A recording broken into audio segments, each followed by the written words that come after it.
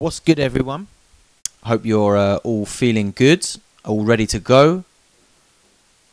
What's happening? Gonna let the chat warm up a sec before I get into it.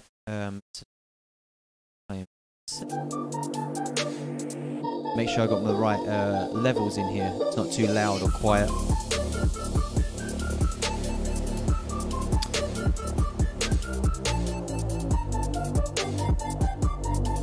Welcome everyone into week 4 of the production stream. Shout out to Cleveland gang. What's going on, Danny Basic? Welcome. Just gonna let people get in here. How are you, Danny? You doing well, sir?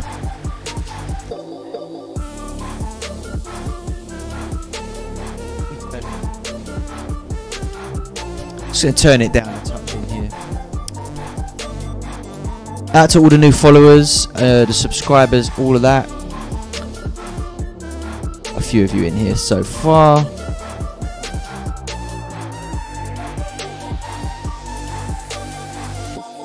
Working from home. That's not bad. Quite a few people working from home right now, I'm sure.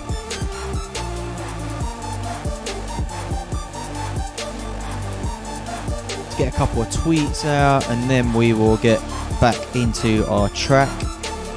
So I think today I'm pretty close to finishing. I think the intro needs some work, the outro a little bit as well maybe, and beyond that most of the arrangements done, so I'll be doing a little bit of tweaking to bounce out a pre-master ready for mastering, and then we might even get into a little bit about the promotion, what's next, like distribution maybe. So yeah, get involved. Shout out a serious name. What's going on? Well, hopefully it's another good stream today. The last few weeks on the production stream has definitely been productive, to say the least. Emailing myself, yeah. Well, we'll get into that, definitely. There's definitely some bits to speak about on that note. Promotion. Is everyone watching a producer themselves, yeah?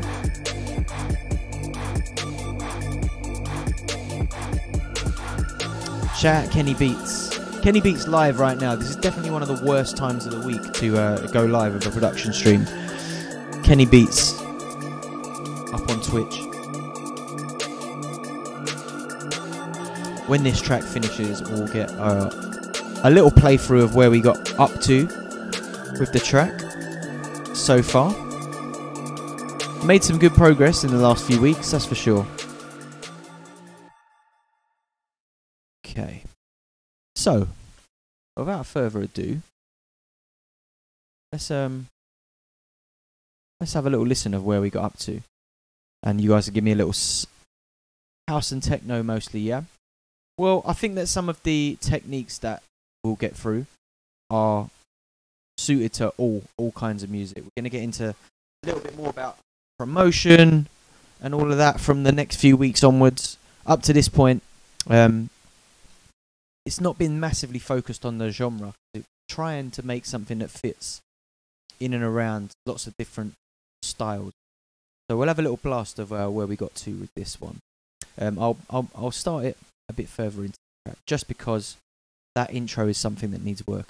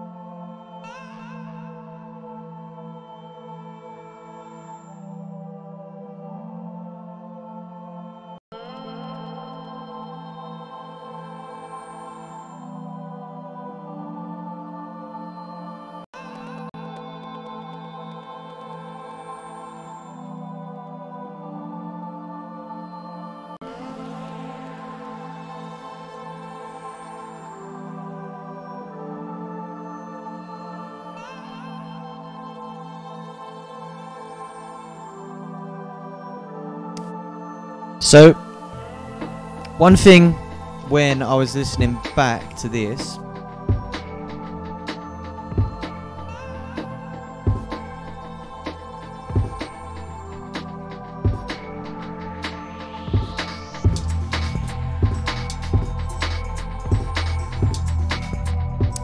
was,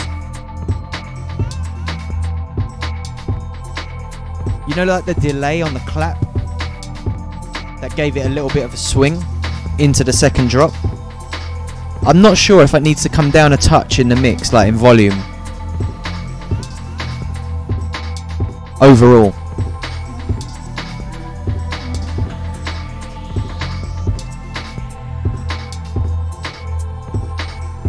Shout out, hide your face. Welcome.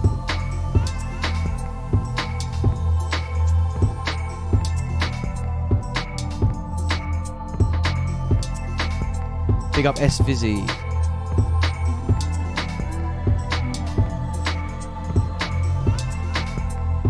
Serious name, yeah. I need a sandwich now. I can't really call that a snack. Looking like a snack though, still.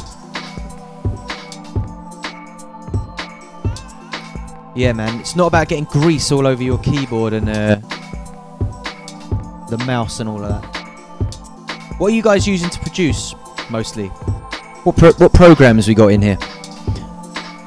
What's going on, Dan? Ableton, yeah?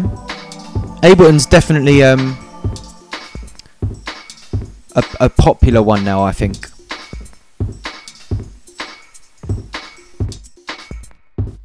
So, from listen back, I'm pretty happy with where we got to last week. Like the most part of the song, like the build, I'm quite happy with the breakdown now. I like the build of the breakdown. The bit that I really need to work on today is intro and a little bit on the outro as well. It's definitely coming along nicely. Rockstar FL Studio user, yeah? Ableton for production and stuff, Logic for final mix. Hide your face. Why do you choose to do it that way? What is there? What's in Logic that you can't do in Ableton? Just out of interest. Mucked around with Fruity Loops a long time ago. Made some terrible jungle tunes, mate. I've made some awful garage, so don't worry about that. I've never attempted a jungle tune though, or a drum and bass. Never really been my genre of choice, or tempo. I think it mostly is about the tempo. But yeah, I do everything in FL. I used to use like an engineer to go and record vocals, but in recent times I've got more used to recording my own vocals, and I do that inside FL as well. So yeah, I think I'm trying to think where I want to start with this today. I reckon that we will start, because at the moment that's just kind of a placeholder. I've got that 16-bar intro there, and I need to create a build for the drums. So I want the drums here. Everything before that I want to be slightly different from like the overall drums, and also I'll probably add some little edits on drums throughout the track just to keep it interesting.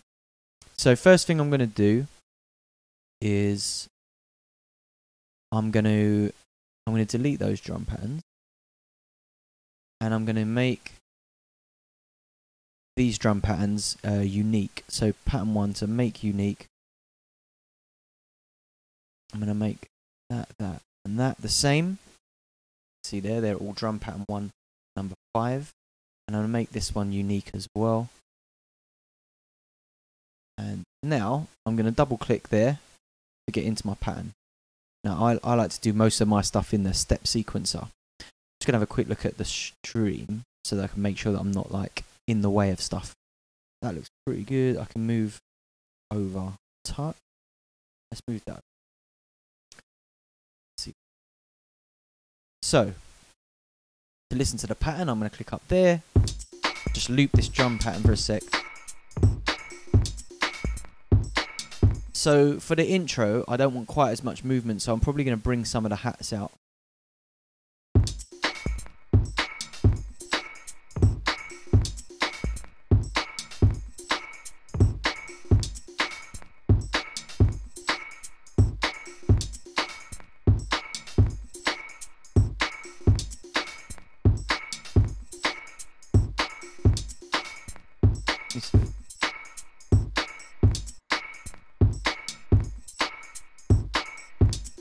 Yeah, I'm going to lose those 2 hats there.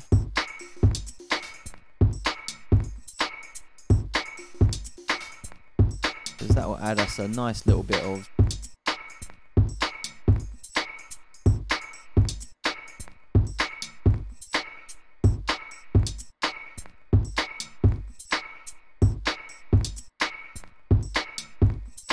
Okay.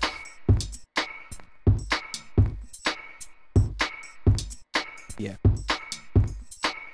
Okay, so let's see how that sounds.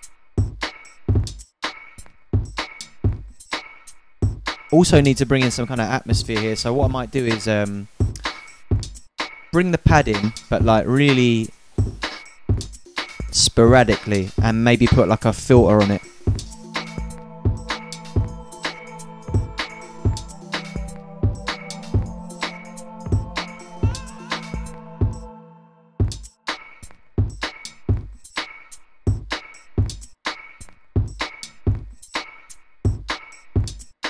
So I need to do pretty much the same, take those same channels out on this one. So take the hat there, those hats there.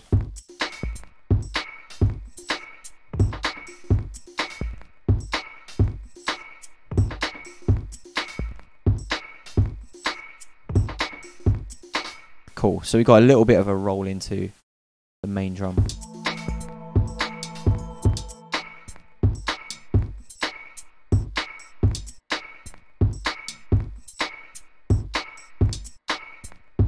So for the pad,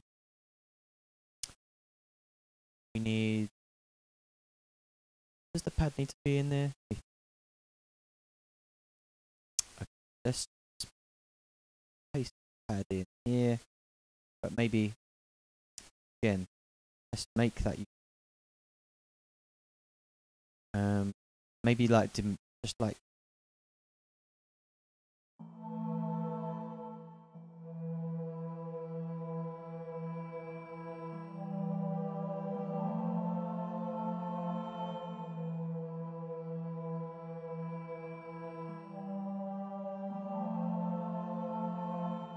Maybe like this.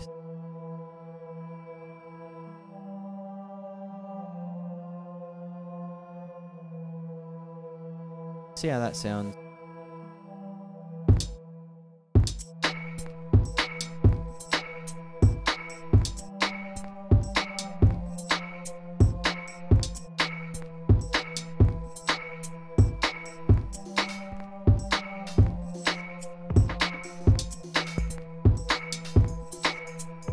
Deleted one pattern too many, haven't I?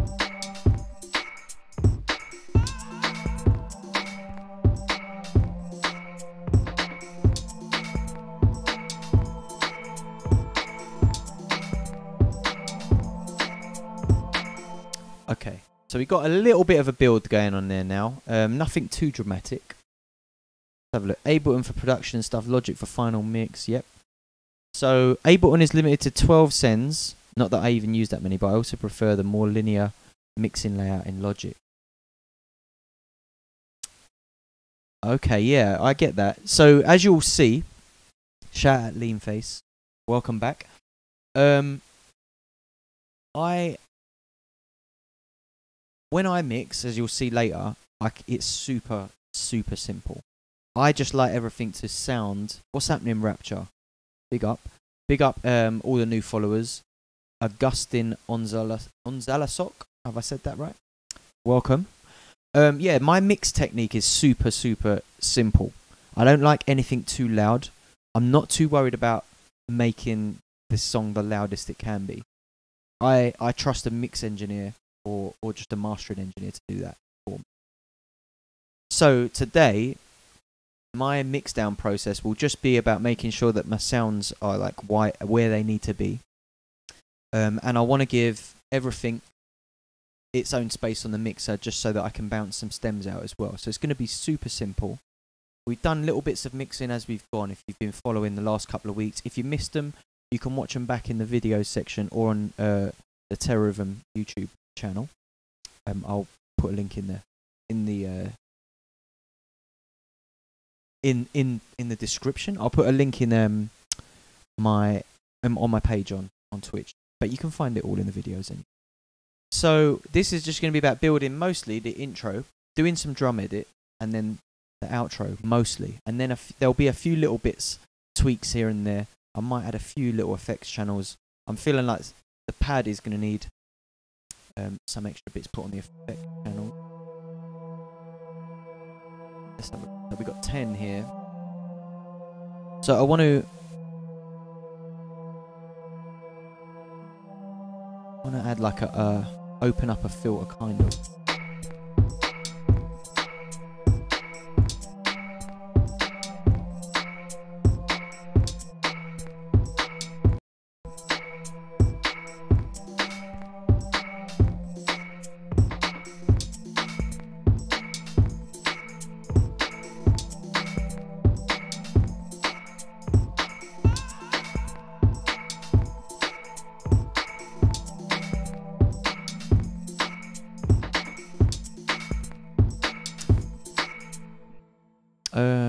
And a little bit of like maybe like a fade some sort, just a simple one. I've got loads of effects plugins as well, but I always go for these simple FL ones just to get a vibe of what I'm trying to achieve.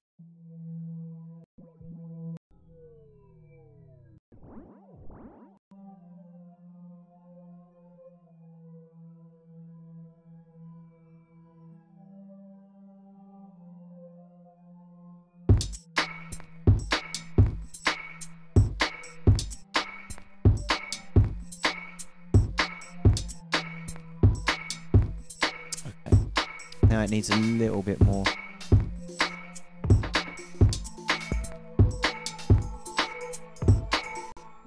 So what I'm going to do is start automation on parametric EQ.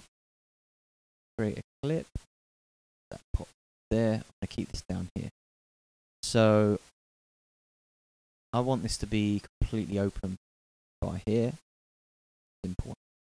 See how this sounds.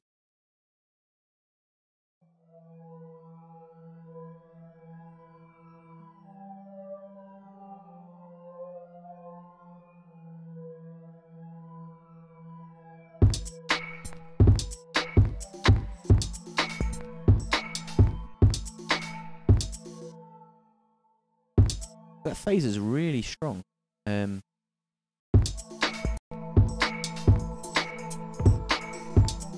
That's a bit better. Something a bit more subtle.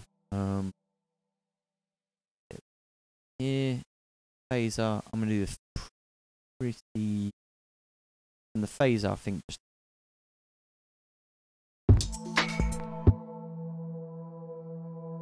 And maybe this sort of twinkly sound.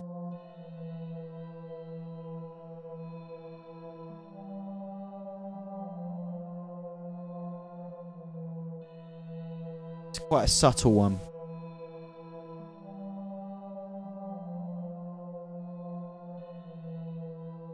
Which is what I'm going for. I'm going for subtlety.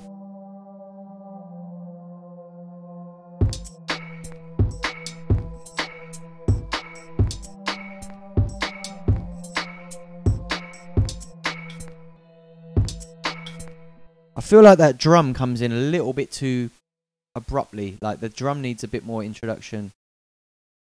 Maybe here. And make this unique as well. Overall, I think the drum needs like a... What I'm going to probably do is bounce. Let's just do this.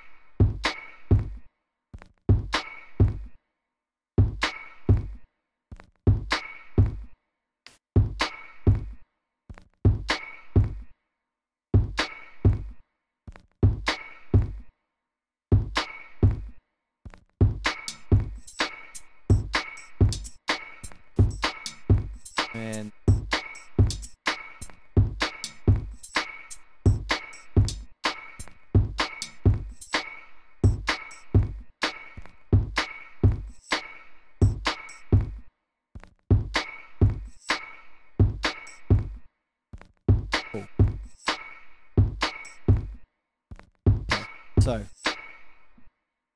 what I'm going to do is copy these,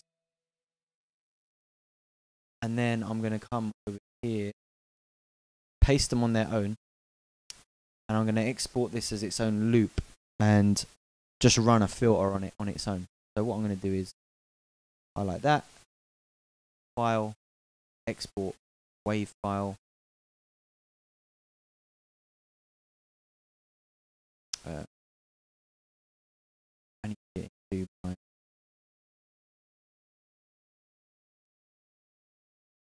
packs. Selected. Twitch loop 1. So, render. Come back into the chat for a second. Shout out Glob Monster. What's going on? All the new followers. Welcome to the stream. Hope you're all doing well. Maybe a build up with a few hi-hat or rim shots. Yeah, I mean the build up carries on. This is the super early part of the song. I quite like where we got to with it. It's just literally that first couple of bars of it. Once I've figured that out, I feel like these bits are the annoying bits, but they're the important ones.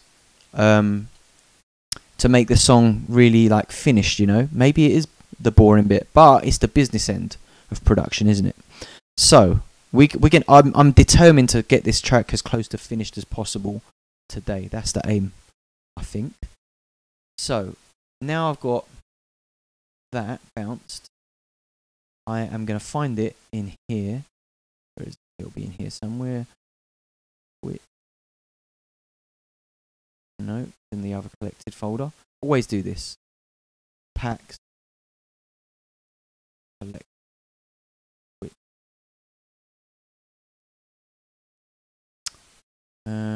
Twitch loop.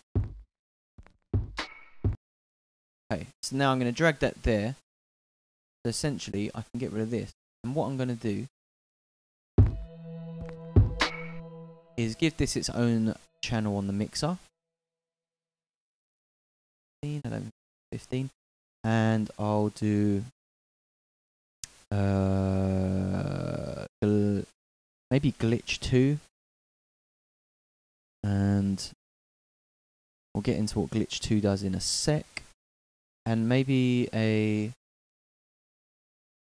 let's see what filter plugins I've got. I don't mess about too much with effects plugins, so I've always got a bunch. I don't know what they are, so I'm just going to go in and try and hopefully remind myself of what effects plugins I've got. You might have.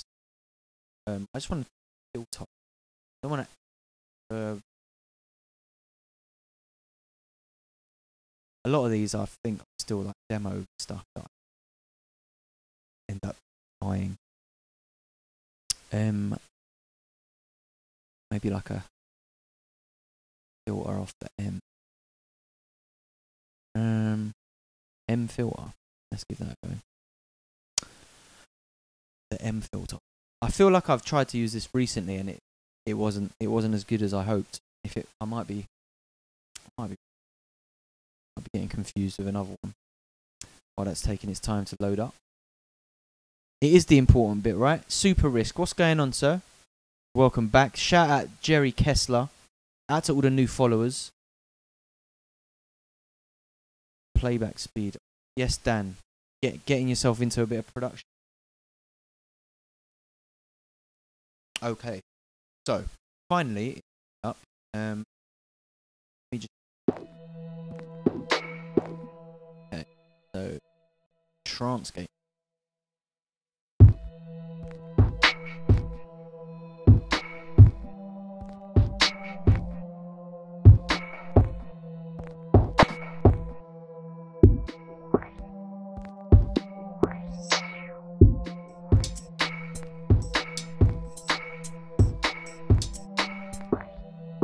I'm just gonna loop that part for a sec.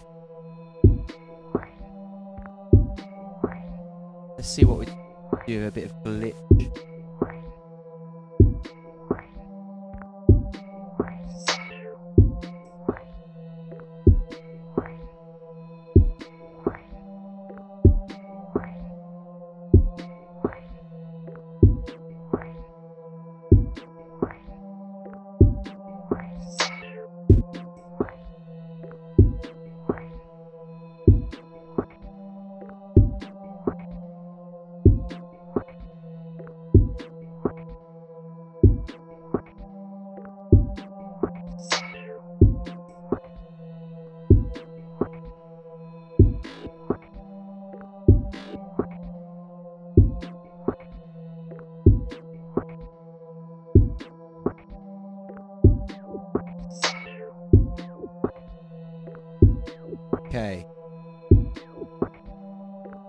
about halftime? Bit of halftime. The classic. Every drill tune. This halftime plugin is all over it. Every drill tune.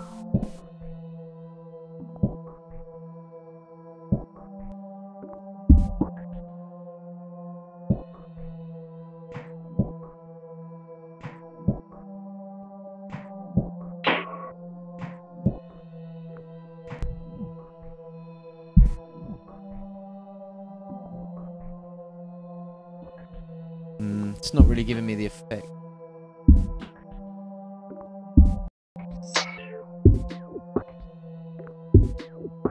Okay, so let's have a look. See what we got in here.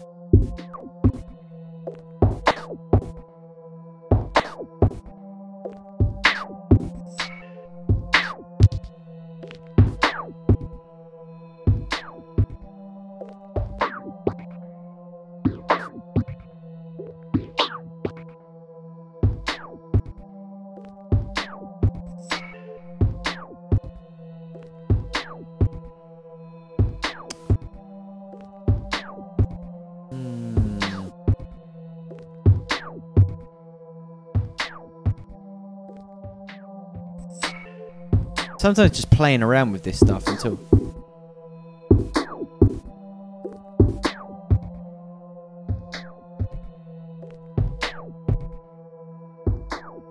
Okay.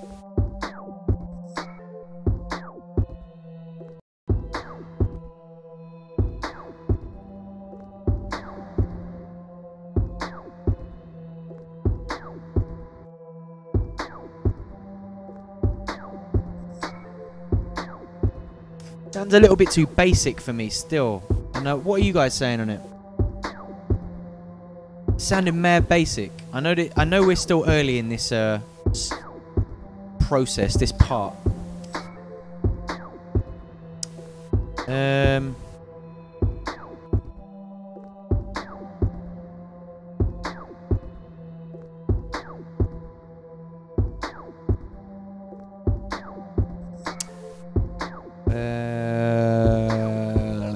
What about a bit of...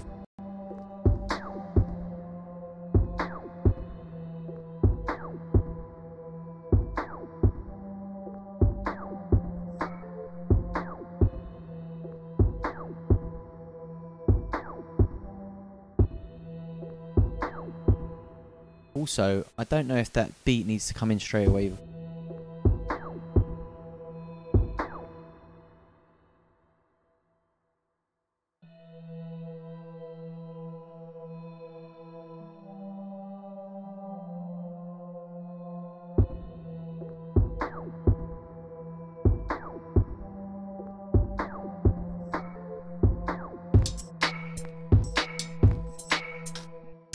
I don't like it. I don't like it at all.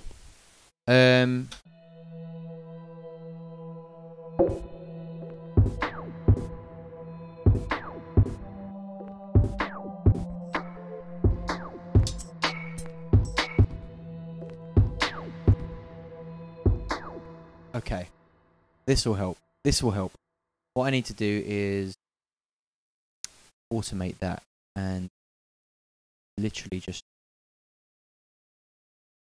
Let's go like that again.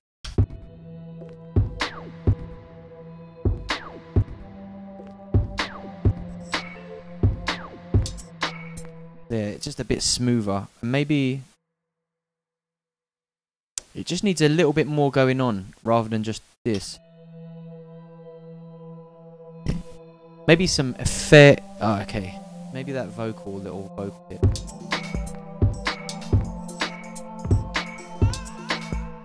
Maybe we need to get that in. Maybe.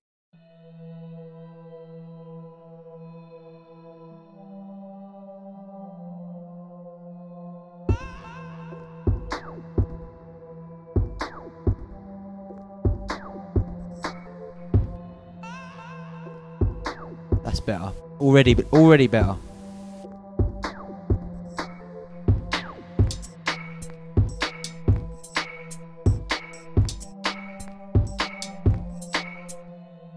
Right, from the top. Let's have a quick listen to this for a sec.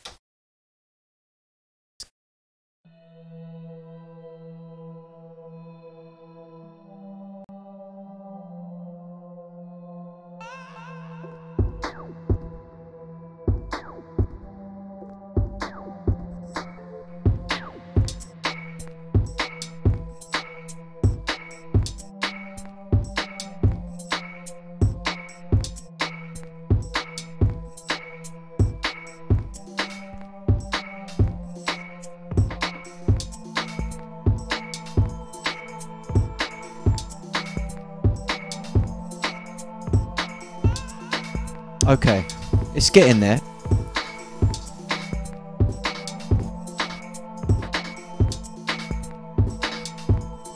I feel like it does need some kind of atmosphere in there. Maybe like, I know you mentioned in the chat like the burial kind of rainfall, but like that kind of thing would work here, definitely.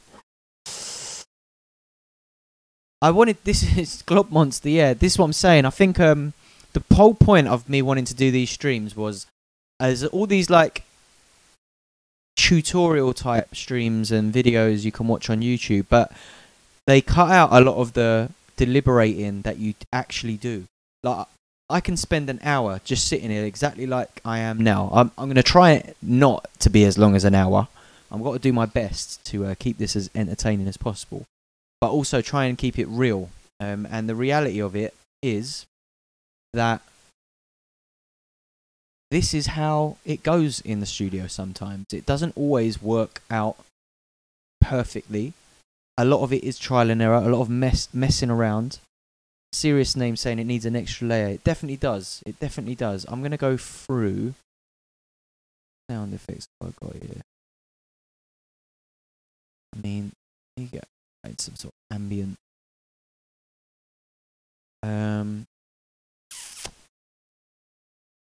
I mean, something really, it just needs a really, what, try and find some textures. It needs a texture, exactly what it needs. Instruments, textures. I think my textures packs are going to be a bit loud, and I mean, that's not bad. You might hear some, you're going to hear some samples in this pack here.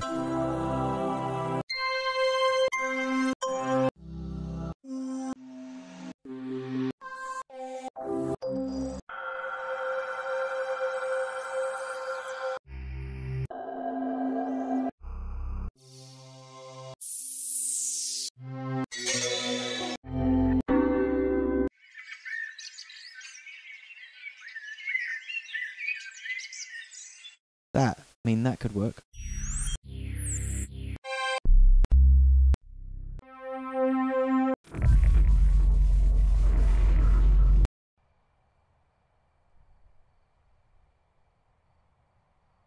I mean, that's super subtle. That might not even be that noticeable, but let's see how that sounds. In the mixer, actually, just normalize it so it's super loud, and then yeah.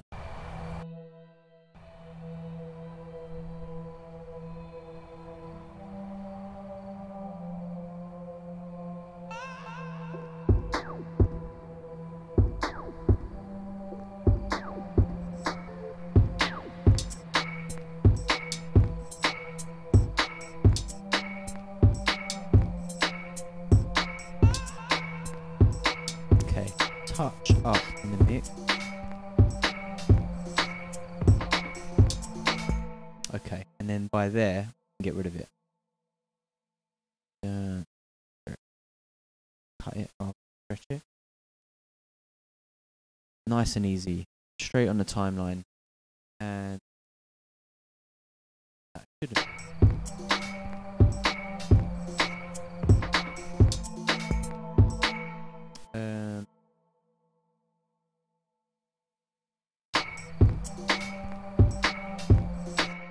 We could.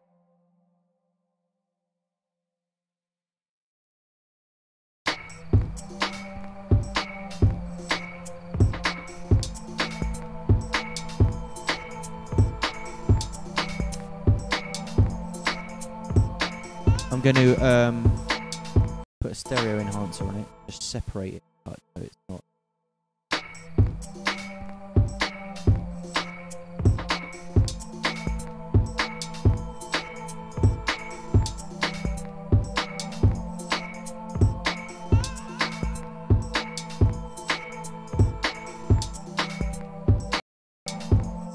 If you've been tuned in the last few weeks, you'll have seen this plugin a million times. It's a free plugin. It's really nice at just bringing out some extra frequencies and whatever it is. So what I want to do with it here is just bring a little bit more of the detail of these like background sounds out, and then bring it down in the overall mix. It's just to like ping a few of those frequencies through. While we've got like quite a muddy sound, this will bring a little bit of high in that. Now it's kind of like windy here, right?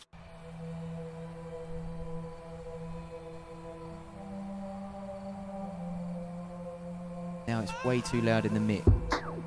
So what I'm going to do, just bring it down here.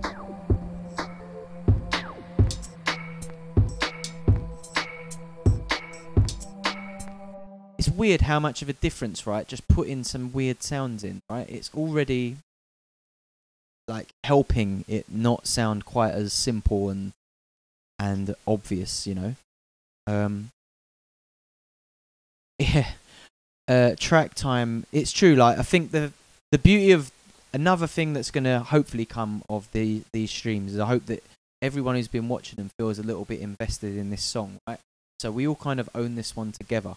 As much as like I've done the production on it, you guys have got to see it born essentially, and it'll be really interesting to see if that has any overall effect on its performance when it comes out, because I feel like everyone's going to be rooting for it, you know? This is almost a promotional exercise as much as it is an educational one. So that's going to be intriguing for me. It's going to be interesting to see how that actually does affect it when it comes out.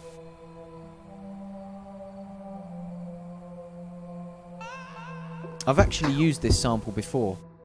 I've just realised it's the intro on Windwalker. If you've ever heard my track Windwalker, let me play you the intro of it. It's the same ambience, I'm sure of it. Listen to this. Ready? There's a few layers on this one, so I've got this has got about 3 different ambience layers on it. But have a listen of the intro of this track, and I'm pretty sure I'm hearing like those kind of crickets. It's the same sample, I'm sure of it.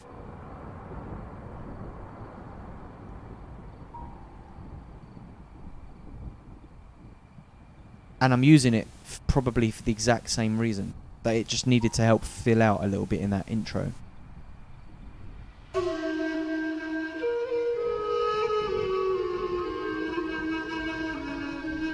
And it will fade out as well, I'm sure.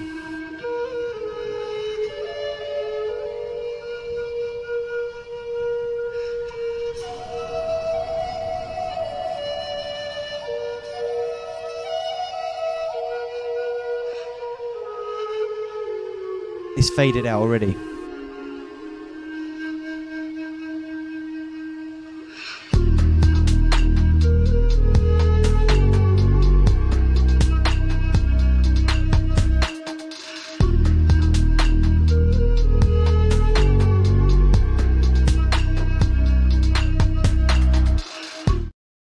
So it worked, it did the trick there, and it's going to do the trick on this one. But now I'm aware that it's definitely the same sound I used there. I'm going to bring it down. I'm going to add some more layers.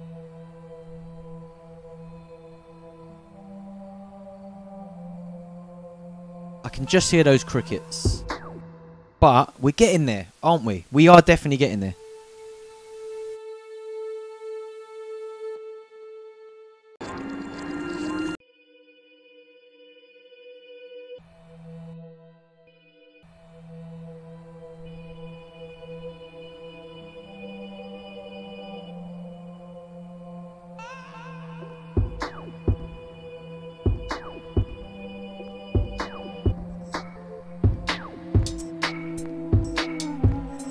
Who knows about this? Who can name the song of mine, old one, that this sample was in?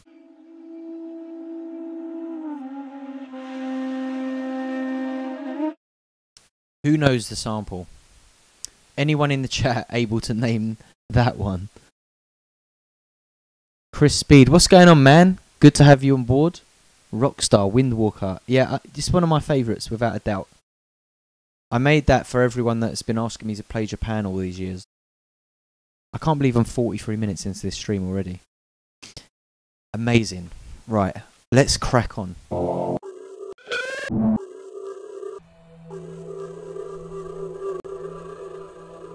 So what I'm doing now is I'm just playing that over and I'm clicking these samples that you can't see at the moment because I'm behind the chat on the video, but I'm Scream used that sample.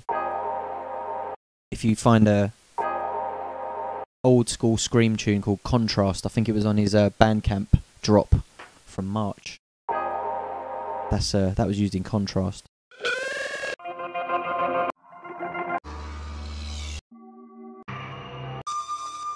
Who remembers this one? I used this one on Walk in the Car Park, my first album.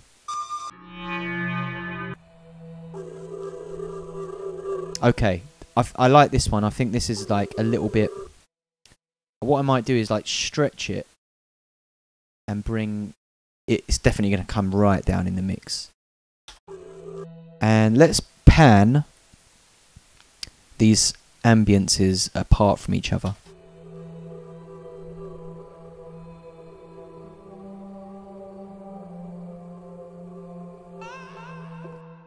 I'm going to see what happens if I stretch this out.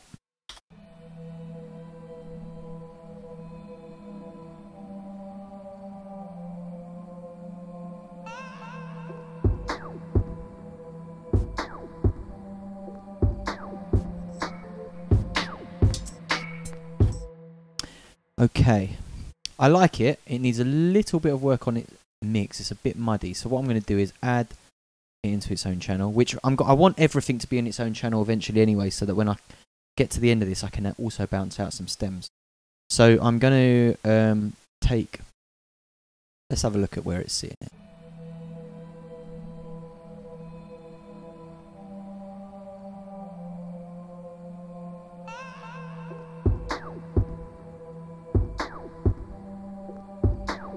Pinch it. Because you can hear it now. It finishes quite abruptly, so I'm going to...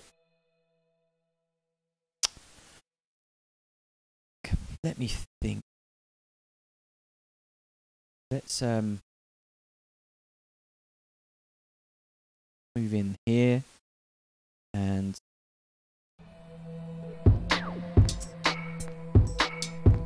We need like a little crash into those drums so that everything kind of neatly ends.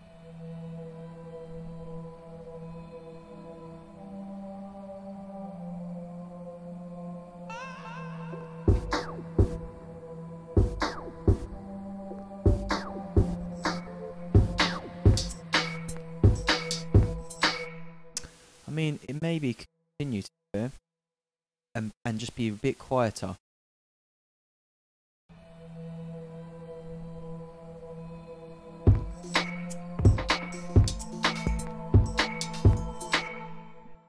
And what I can do actually is just automate the volume so it rounds off a bit better.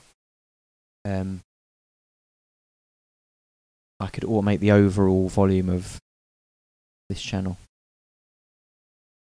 Nice, easy, clean automation. Just literally, I'm going to round it off there, like that.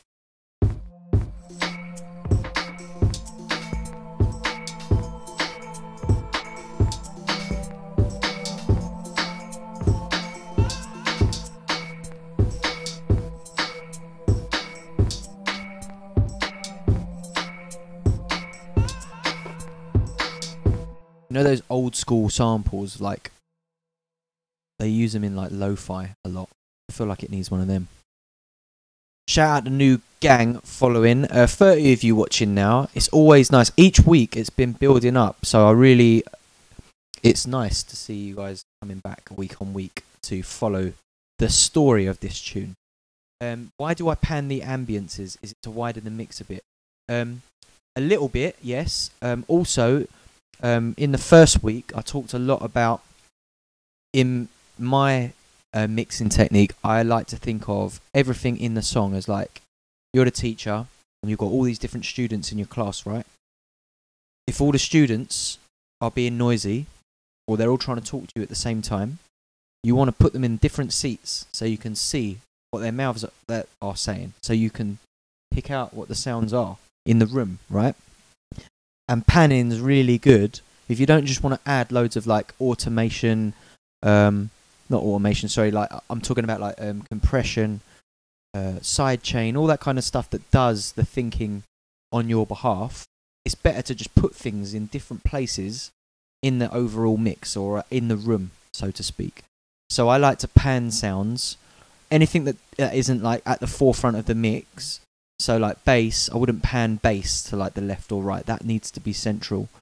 But everything else, pads, synths, I'll pan them slightly left or right, so that if they're in the song together, they're a little bit more separated from each other, without putting like a stereo separator on them. Because if you just use stereo separation on everything, they still end up sitting in the same seats, just like 2 or 3 sounds in the same seat. Little bits of like pan and EQ are how I like to mix personally.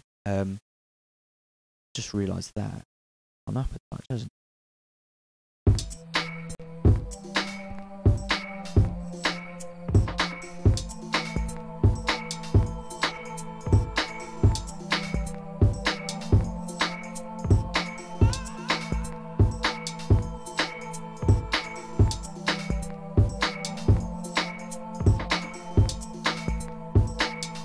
Okay, let's have a listen for a minute. I feel like we're getting there.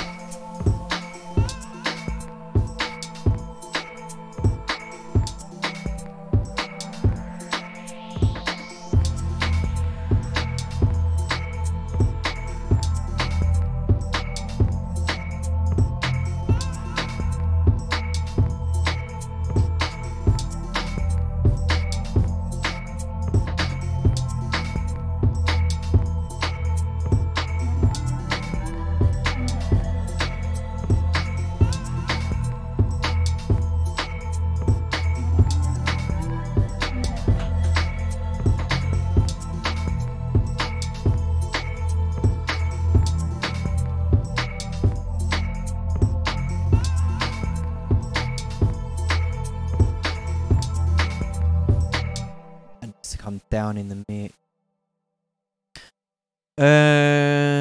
So let's have a little look. There's a lot of stuff on there that doesn't have another little tool actually before we get into mixing later.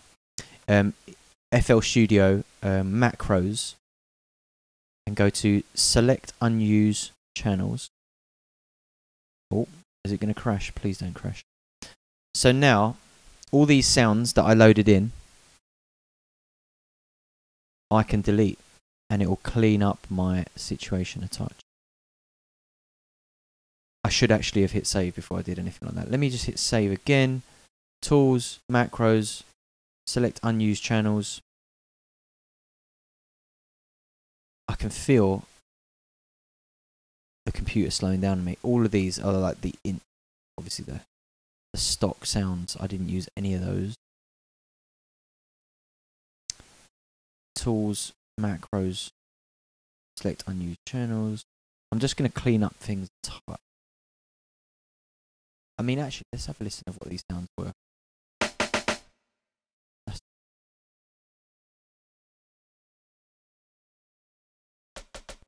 That might be useful. I'm going to leave that in because I am going to do a few little drum edits. Let's just leave that.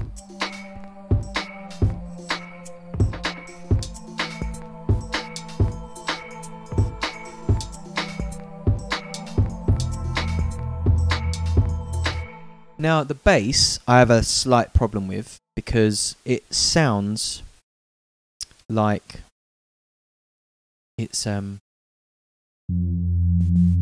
if you look at that as well, look how much it's moving.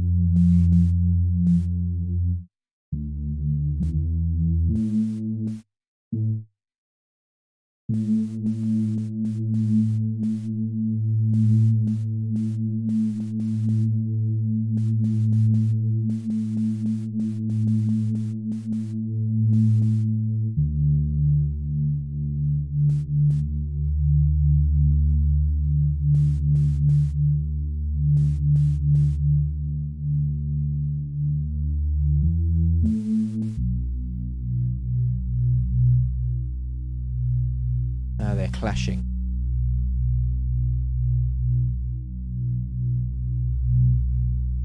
But it's not moving as much. I want a little bit of movement, but I don't want it to... If you've got too much movement on the bass, on the LFOs, they start to, like, the two oscillators start to clash a little bit, and it just really muddies the mix a touch.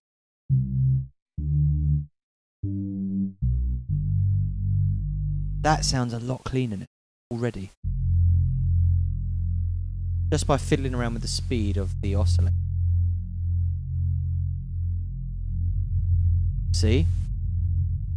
It makes it muddy. If I bring that down.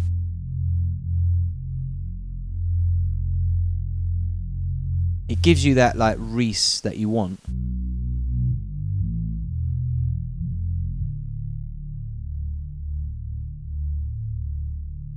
And now I reckon this is going to sound much cleaner. Straight away it will be noticeable.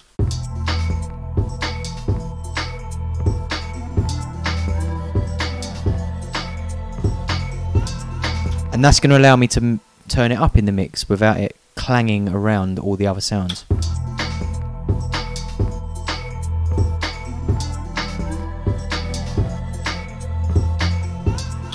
Now you might remember this deep synth bass here was literally just a bit of high frequency on top to give it a bit of grit. Some people like to add like distortion. As you're going to see, I don't mess about too much with like external effects unless it's absolutely necessary. I like to try and do everything as dry as possible and just let the song's sounds do the work on their own. And most of the effects channels that I will, if anything, like if we look at what I've opened up to this point, it's mostly like reverb on its own, bass boost.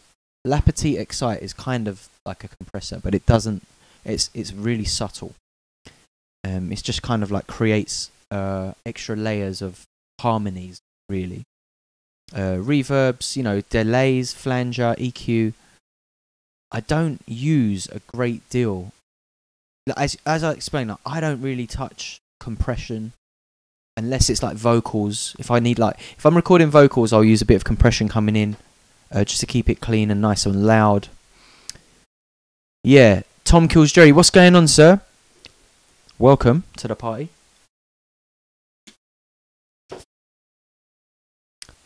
Hide your face. I mean, I don't claim to be a master of mixing at all. I wanted to do this just to show people, because I do think that, like, as much as I've been doing this for like 20 odd years, I still think of myself as a novice, like, really. Like, I've never really wanted to teach. People always ask me, like, can you come and teach this, teach that? I don't really want to, because there are young, very talented producers out there who know a lot more about mixing and stuff than I do. But I do think there is no wrong way to do anything, and that's another reason I've always been a little bit awkward about the idea of teaching. I had a really good music teacher, and she asked me at one point if I meant to do something, because apparently it was the wrong note. It wasn't the note that was supposed to be playing. It wasn't out of tune, but it wasn't in the progression, so to speak. And when I said that I did mean it, she was like, well, it's right then, if you meant it. And I always sticks in my mind when people send me like their music and stuff. It's like, oh, can you give me any feedback? And I'm like, if you sent it to me, you must like it enough Like, there isn't really any way that I can feedback on that, you know? People do get so into mixing, yeah, and mastering, for good reason, of course.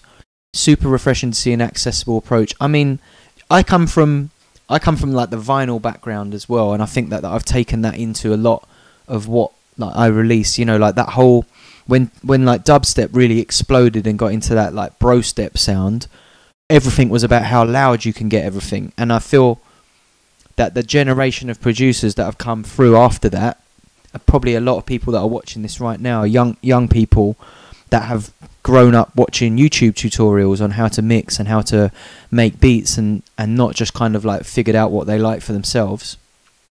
There is so much information on YouTube about getting everything the loudest you can, making sure your kick cuts through in the mix, using sidechain, using compression, doing all of that. And I'm like, everything, if I can hear the compression doing the work, it really puts me off personally. I like everything to be warm, doesn't need to be really loud, so long as I can hear all the sounds. And especially if we're talking about like wave music and stuff like that, where the ambience is quite important. The little like subtle sounds like the ones we're putting into this intro, if you start putting compression on shit like that, it's not going to have the effect that you want it to have.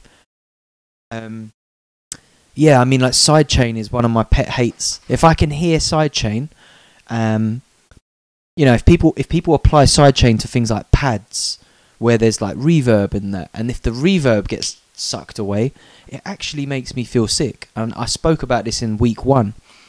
And I won't be putting any sidechain on anything. I can tell you that for one now. I never use sidechain. The only time I use sidechain, tell a lie, the only time I use sidechain is if I'm making like a disco edit or something like that for one of my disco sets, right? And if I've got like an old loop, like an old record, and I'm putting like a more like a punchy kick underneath it, I'll use sidechain then. When I really want the 4/4 kick to come through, then I might use a bit of sidechain, but I never use sidechain anywhere else, ever. I mean, yeah, and I think like, I know people who are like amazing at sound design and stuff like that, and I've never really been that good. Jungle Jim, welcome to the party. But I guarantee that I will definitely come out of this feeling good about it overall. I quite like the song where it's at now. I'm going to add a little bit more detail to it, but I don't think it needs that much, apart from making sure certain sounds are not clashing, making sure everything's in its own place. A few of the drum sounds need some panning left to right just to like make the mix. It's weird how subtle it was, but it is noticeable. It is noticeable. What is that? What is making that noise?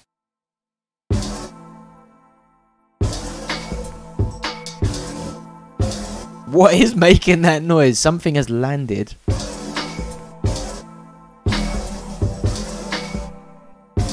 Something's landed in the drums, hasn't it? How has that happened? Have I like accidentally pressed something in the drums?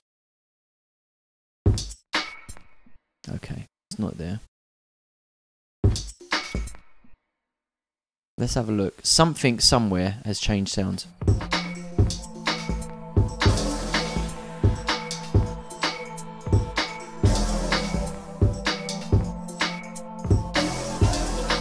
It's the bass, isn't it? The bass has like changed patches or something.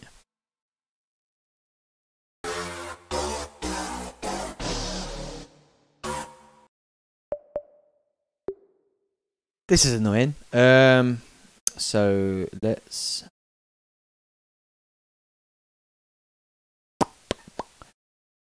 There is a way of getting into my backups, actually, isn't there?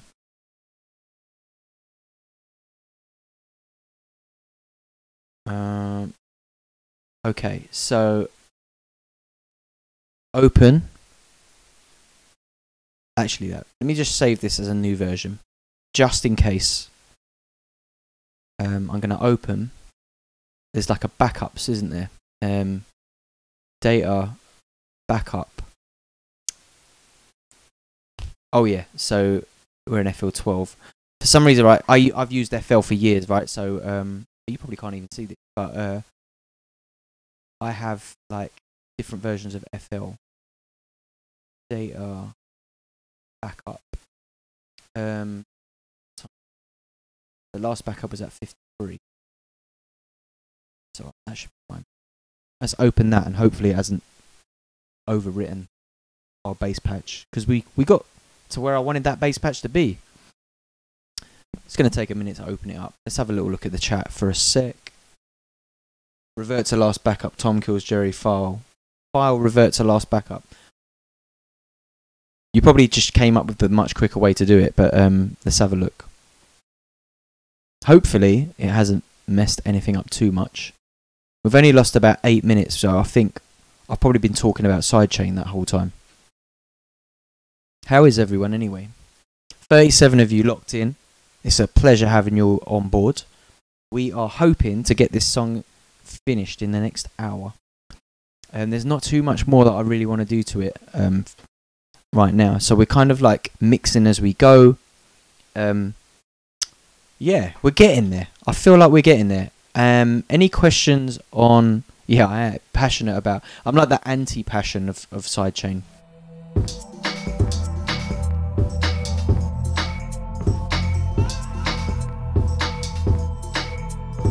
Is it just me, or is that bass still moving now? There you go. So we're back where we were. We haven't lost too much. We just lost our efforts on the bass, but we know that was pretty easy.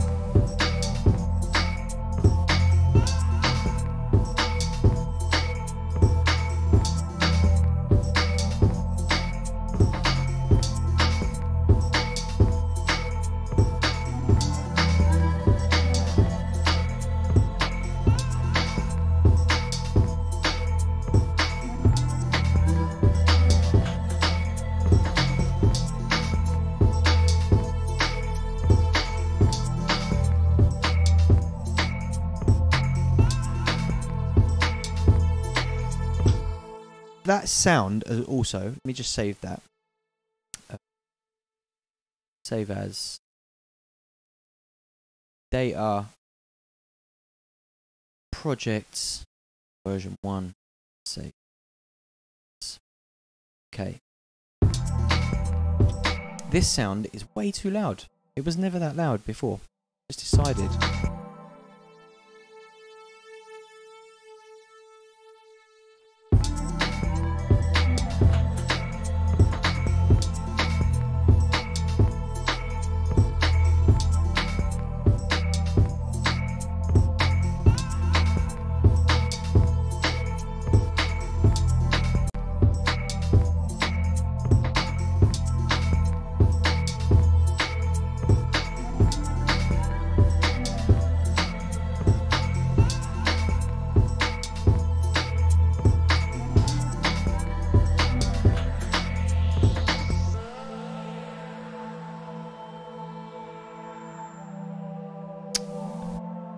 We are getting very close now. We're definitely getting close. I don't know why the bass did that, Dan. I might have like clicked some kind of shortcut on the keyboard when I was in the chat and not realised while it was still open on that channel. Yeah, it's going in and out of windows and shit. Like I might not have even realised I clicked on it. Like this does happen when you're producing.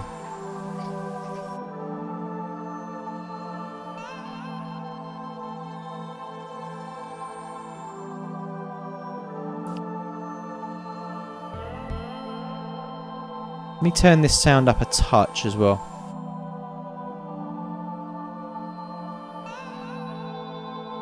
I've been going in on that Analog Lab, by the way. That's definitely one of my favourite plugins at the minute. I just can't stop using it for everything.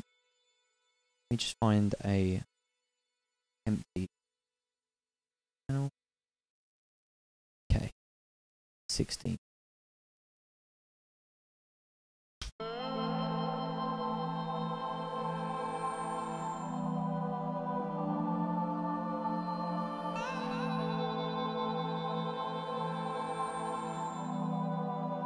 I really like most of the mix already. We're just going to be tweaking little bits as I go, but I feel like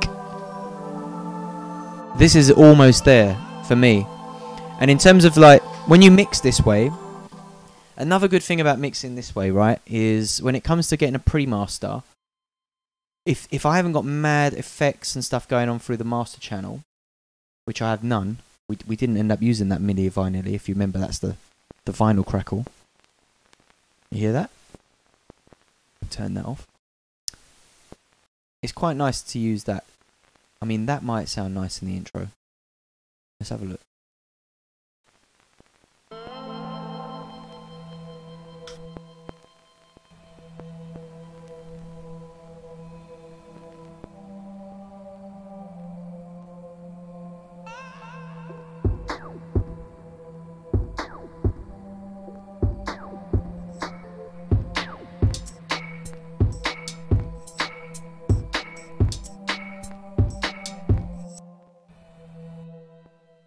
I wonder, I can't remember if I can do that, but frequency hiss.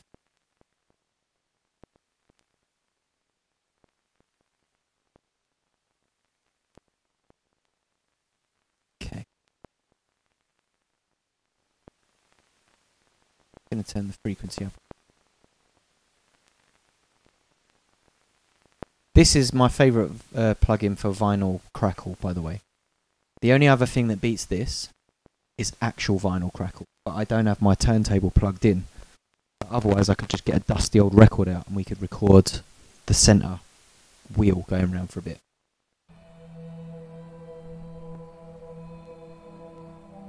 Okay, I like that. So what I'm going to do is create automation clip on that volume. Just notice that that is changed. Going to drag this down here, and then when we get into like the main, I'm going to create a little notch there, and then we'll bring it completely out here.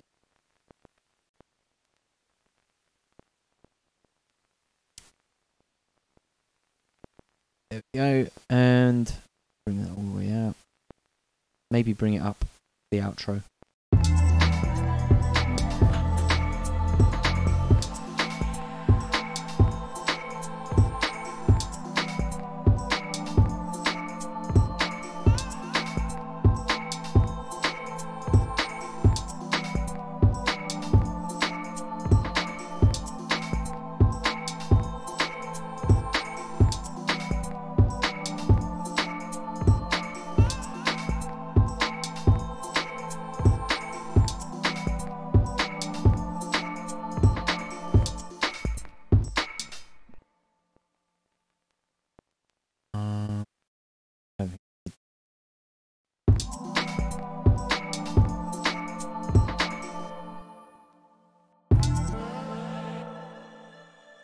I wonder if that works as the outro.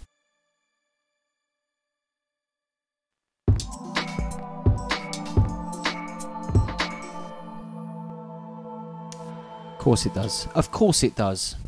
Let's stick this in here. Flash.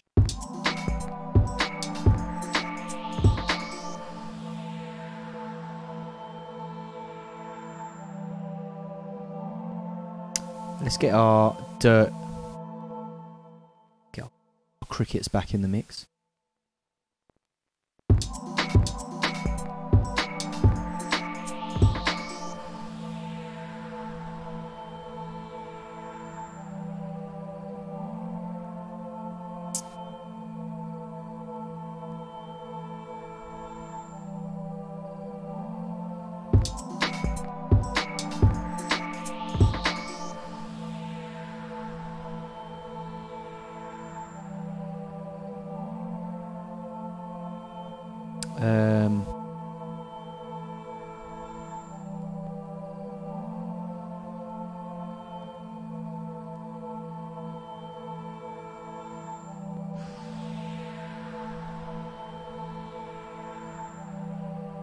Cool.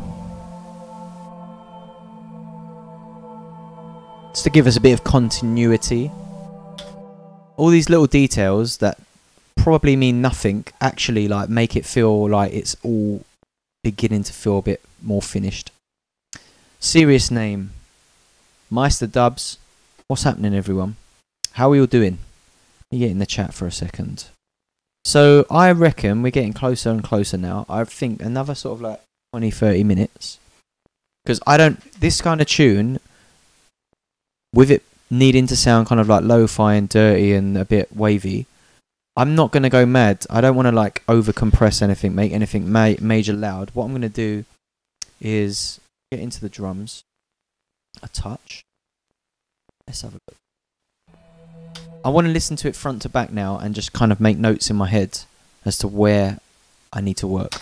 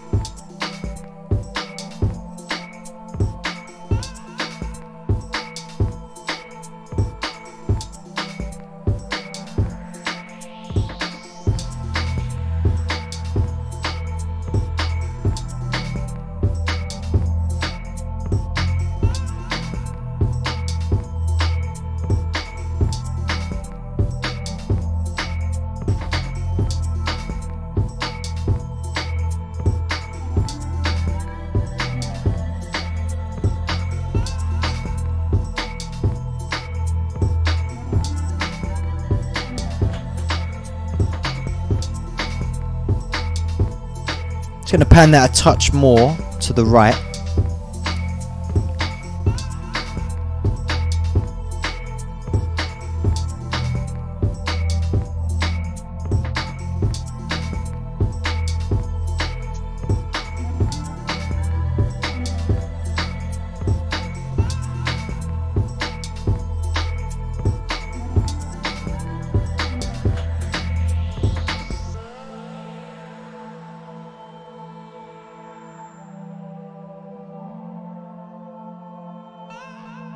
Remind myself what this sound here is.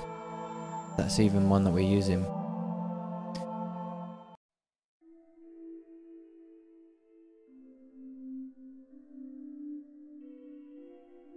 I'm not sure if I'm using that, am I? Macros.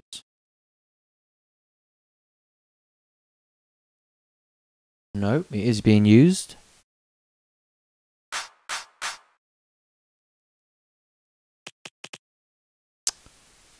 I'm not going to use that clap, no way. That doesn't fit anywhere in this.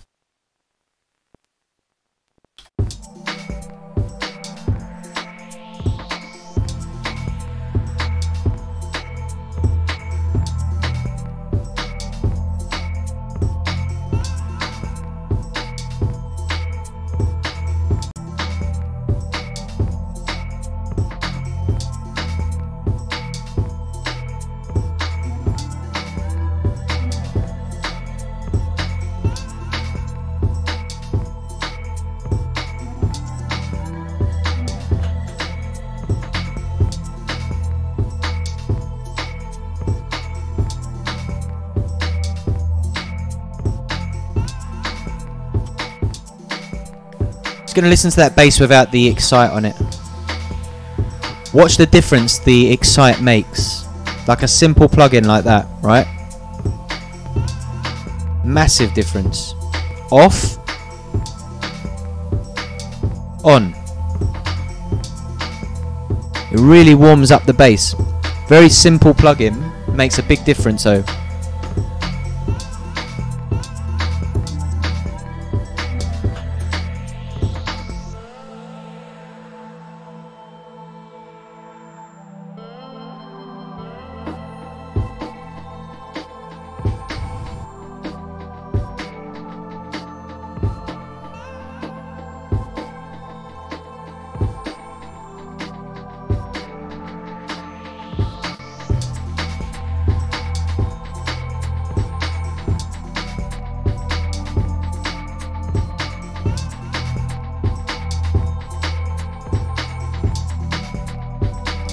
So I wanted to try out the idea of adding a new hat pattern in that second drop, just like an off hat, just to like bring it all like a shaker type.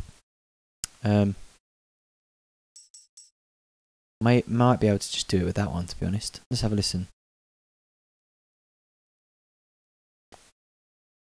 Let's see what this sounds like. It might sound shit, so bear that in mind. Okay. Let's just paint. So paint is a quick way to just bang a few patterns in.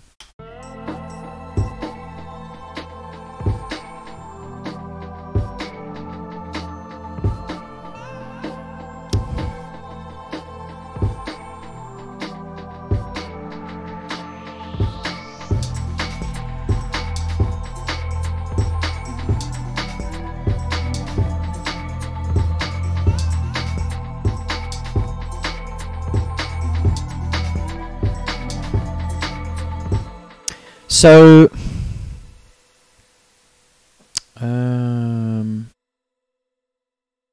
sometimes let's see if I've got any like loops. I know I've got some. If you can get like some live hats in there, maybe I might have some in a loop pack somewhere. Where's that House and Techno loop pack folder?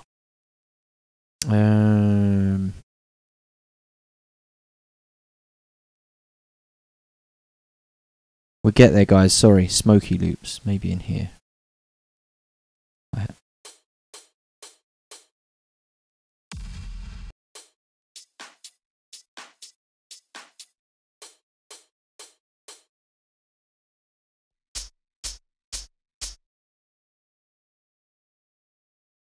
mean, let's see if this works. Let's drag it straight in.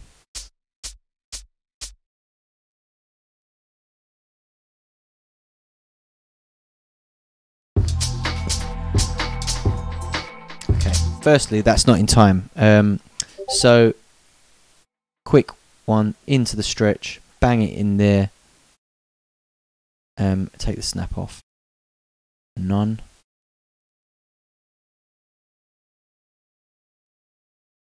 There we go. And then we can hear it. It's really loud in the mix, so bring it right down.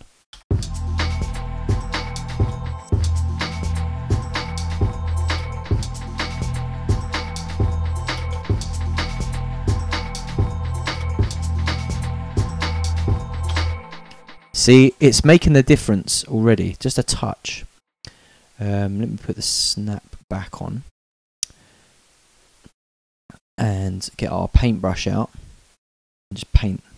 Bang, bang, bang, bang, bang. Just to give it a little bit more. I've been listening to a lot of like breakbeat and stuff at the minute, so like picking the pace up into the back end of a track is something that I'm really into at the minute. Maybe up to there.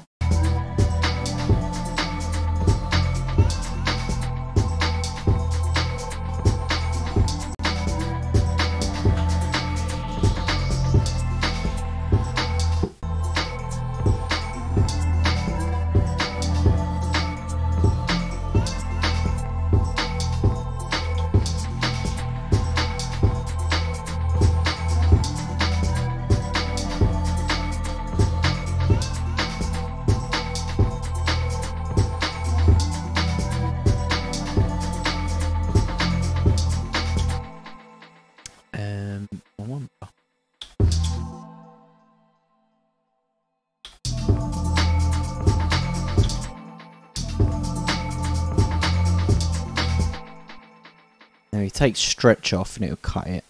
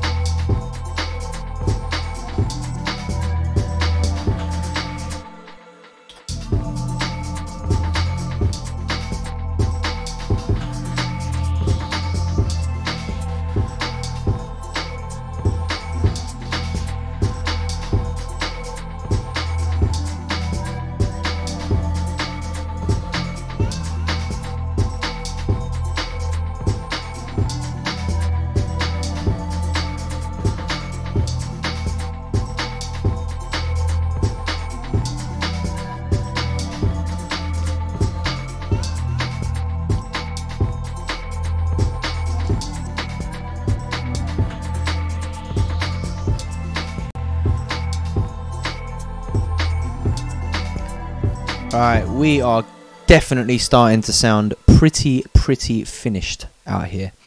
I'm going to go into the drums. I'm happy with this, personally, right?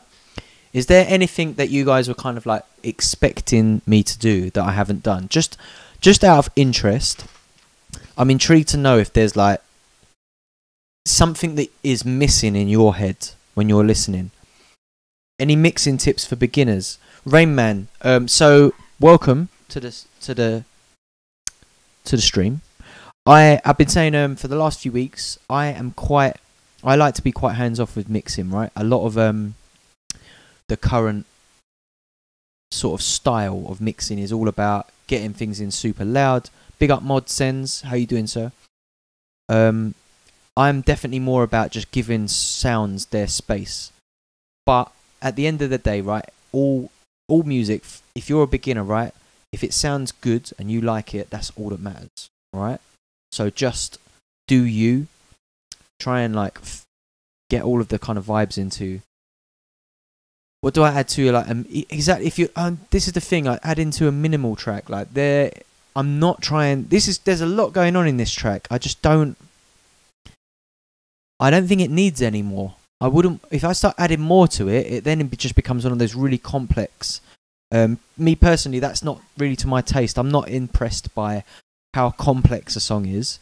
I'm more impressed about the overall vibe. And for me, if someone sent me this, I could play it. I'd play it. It's the kind of song that I would play.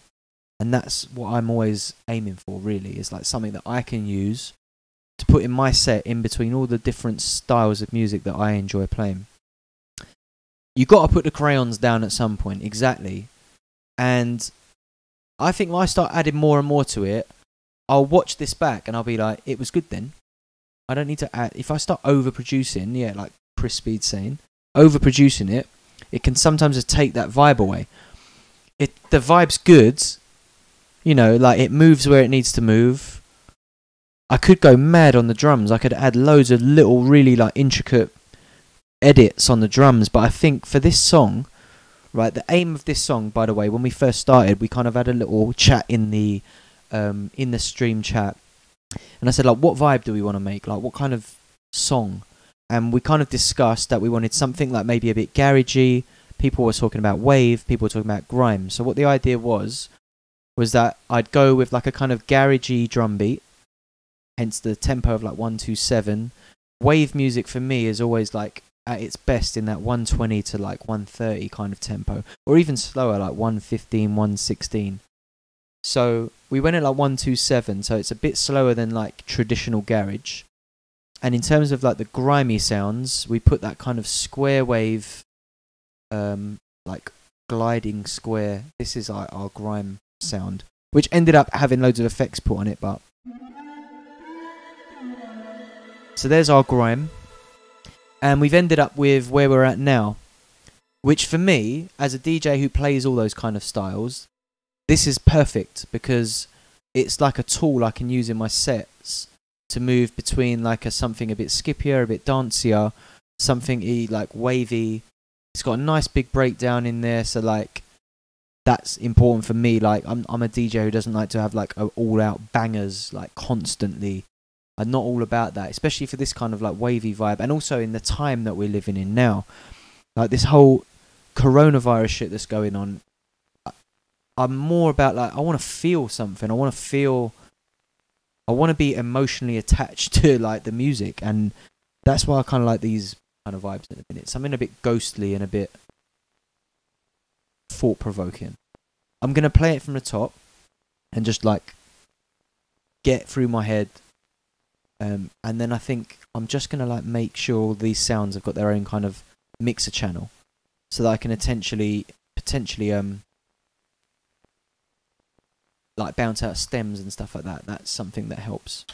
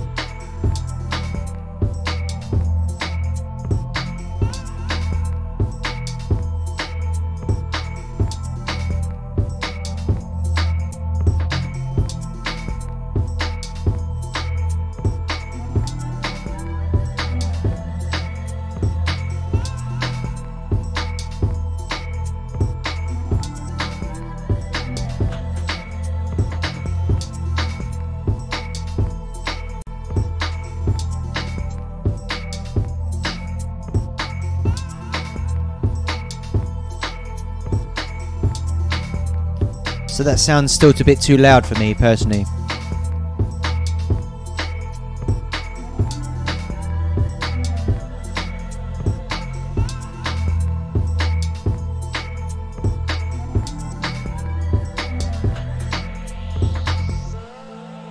So a quick note while I'm watching, like, I'm having a little look at the master channel here, right?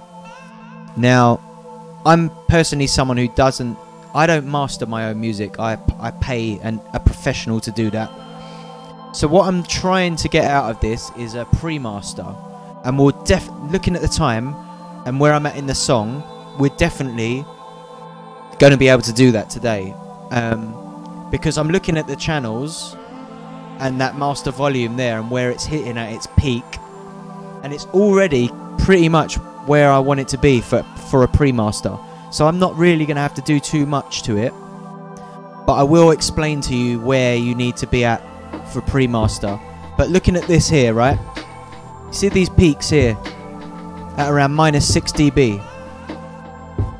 That's what I send to my mastering guy. I'm looking for a master that peaks at around -6.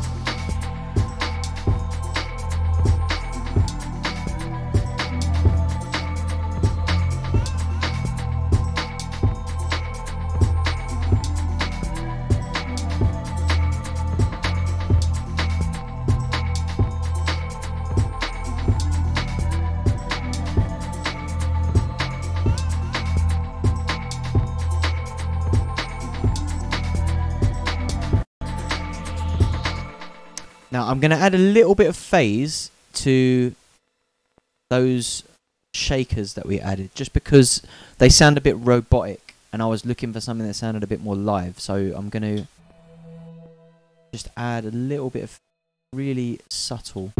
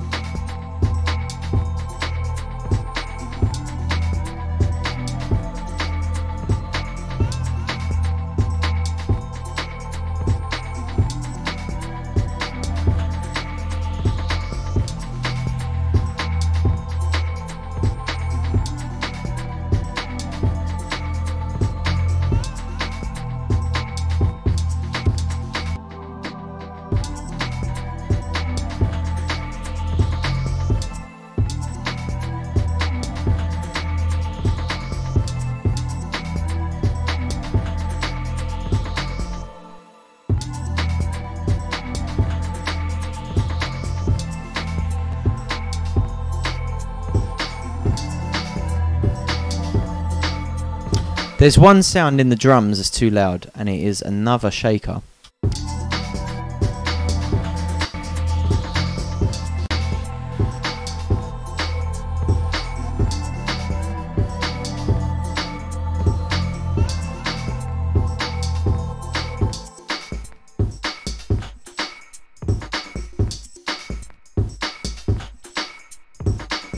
It's this one, I think.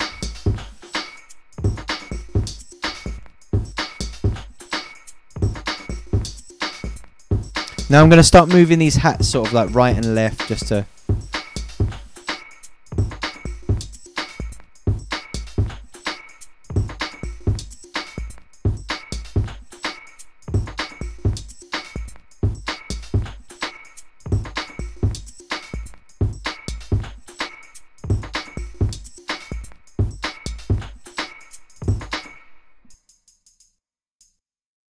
have a look at that. So 8 has got a little touch of reverb. So I'm going to put all my hats into 8 because I want them to all have a similar just for now. Let me just check. I'm a bit concerned because I think 8 might be.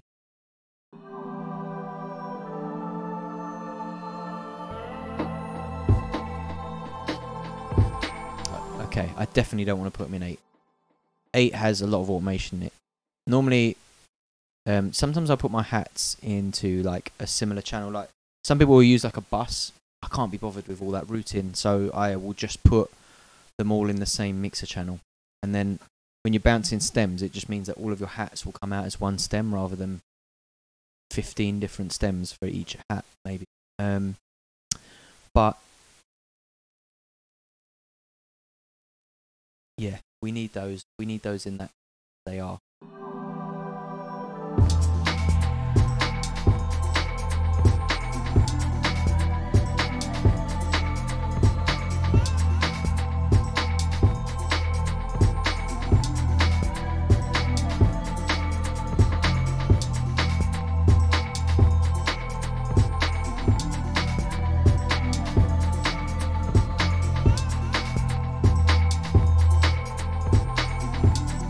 Sound good, Isa.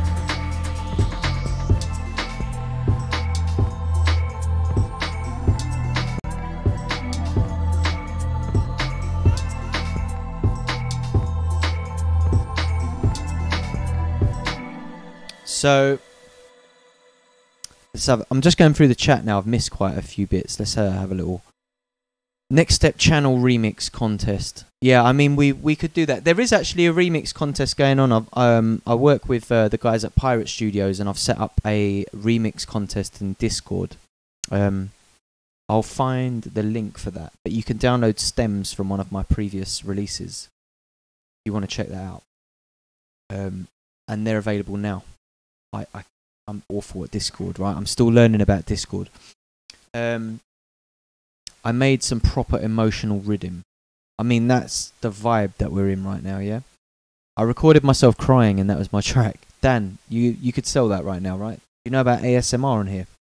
Get involved. You could make $1 or $2. How much is a mastering guy? It really depends who you pay. My mastering guy, I need to check his prices actually, but he's in Canada.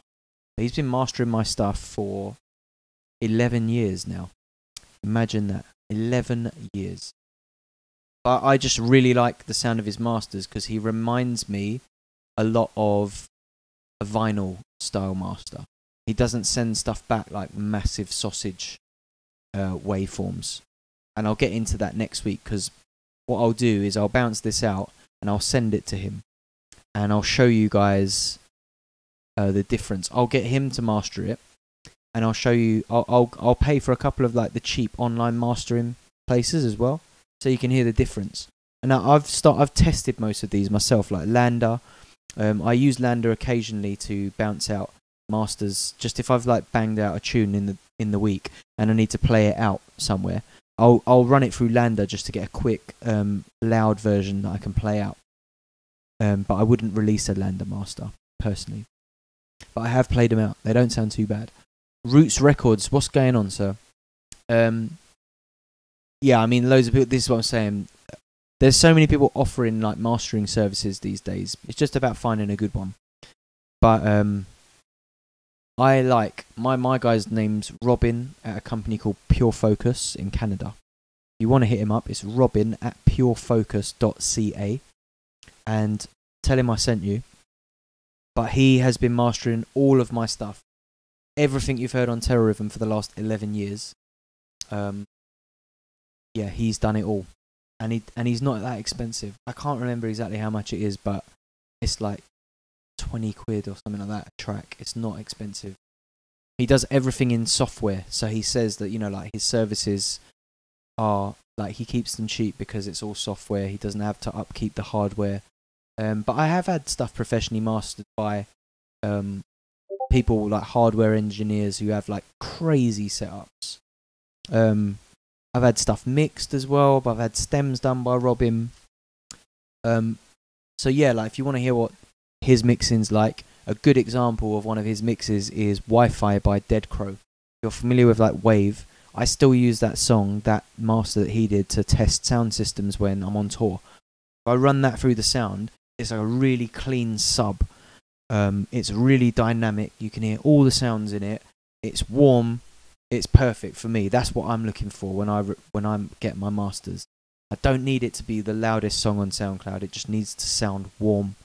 I'm looking for that, something that sounds like a vinyl on a digital file, basically, which not many mastering people will be able to deliver you. They'll just deliver the loudest possible thing. Mastering rates start at $65 per track for online delivery for your guy. That's Canadian dollars though, I think, not US, right? I might be getting a preferential rate. He's been mastering my stuff for 11 years. Yeah, I mean most online, like you said, like streaming services they'll bring stuff up anyway. So with mastering, you just make sure that it sounds nice. The reason I started using Robin was 11 years ago. I had a release on a label called Trouble and Bass, and I worked really hard at home getting like the masters done as best as I possibly could. I spent weeks on a track called Retro, and it was the best mix down I'd ever done. Everything sounded so clean, so loud, so big. You know, I had everything peaking at like 99. It was like bang on. Because I wasn't sure if the label I was releasing on was going to get it mastered, so I wanted to make sure that they had the best that I could send. And then I sent that over, and they was like, "Sounds great. Can you send a pre-master?" And I was like, "Oh, cool." I wasn't sure if you were going to get it mastered. So sent the pre-master, and the master that he sent back was way better than what I'd spent like 2 weeks doing. And all he did it was from like a flat pre-master, which is what I'm going to bounce out on today's session. And ever since then, I've sent everything to him, and I've sent a bunch of producers his way as well. I know a lot of Wave producers actually use him as well now, because Wave needs that. I say it needs it on my personal taste. I like to be able to hear all the sounds like on those Wave vibes. A lot of Wave producers now are definitely pushing the mixes a little harder. You know, like that whole hard wave thing coming through. That EDM influence is coming in, where everything's pushed to the limit, loud, sharp. You know, maybe mastering it for like iTunes and phone speakers rather than what it might sound like in a club. You still got your Trouble and Bass 3rd anniversary t-shirt. I mean, that club/label was like groundbreaking. Massive difference it made. First record label I really saw like take a grip of the whole merch thing. I went to like Miami for like Winter Music Conference, and you just see their merch everywhere, and they would get like goodie bags done for like Winter Music Conference. They had these sick tote bags, like, you know, like those like transfer tattoos and shit, like people wandering around with Trouble and Bass logos on their face in the street. Like, wow, these guys really thought about this shit. And it made me think a lot about the way I was running Terrorism, and that was, I came back and got the whole label rebranded, and yeah, changed a lot. In fact, Star Eyes, who co-run that label, was often tuned into the streams. If you're watching, Vivian, hello. She gets involved in the quiz streams quite often. AC Slater, obviously running Night Bass now, was also a big part of that. So yeah, if you listen to Wi-Fi by Dead Crow is a good example of like what my mastering guy can do. It's amazing, a great master, very clean, very dynamic mix. The Mercy blew up. I mean, Trouble and Bass forever, for life. Anyway, let's have a quick listen back through this. I think we're almost done with it, to be honest. I don't want to start adding stuff for the sake of it. I just want to make sure that sounds are at the level they need to be at, and keep a little eye on that master, just see if there's any sounds in there that are really like messing with. Because at the moment, I'm happy with the way this sounds mix-wise. It's not too muddy. I already separated a lot of the sounds in previous weeks as well. So if you've been watching, you'll have seen that I did a lot of the mixing as I went.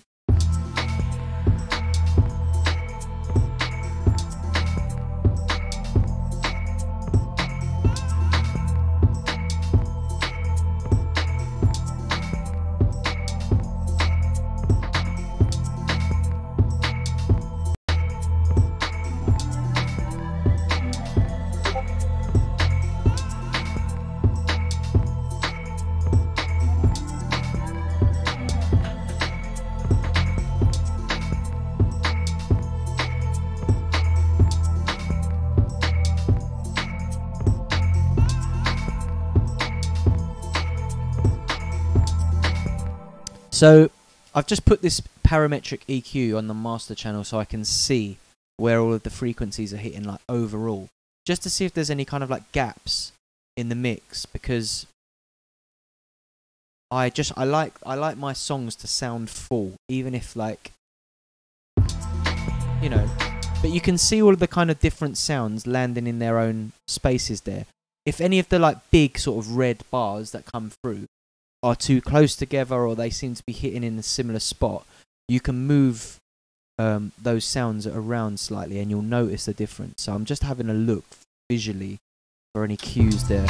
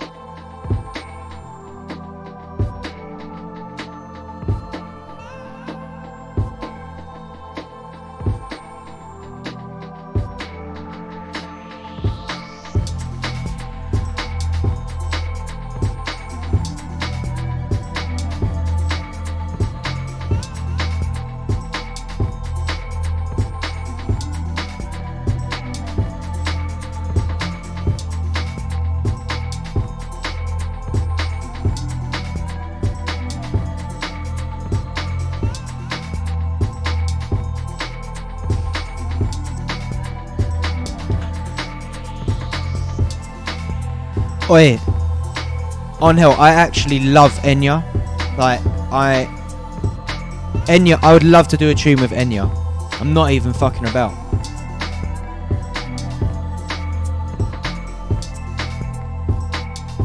I can't underestimate that. Like,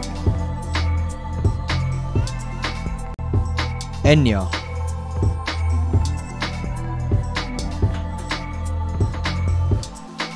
Caribbean Blue, bro. Come on. Jesus.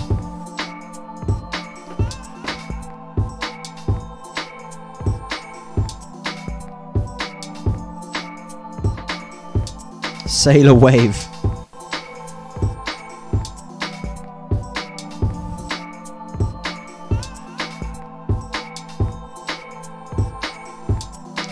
Yeah, Todd Edwards worked with her. Had a real lengthy conversation with him about that. Proper, like, firstly fanboying over like Todd Edwards, and then when he mentioned Enya, I was like, pfft. Explosion, literal explosion.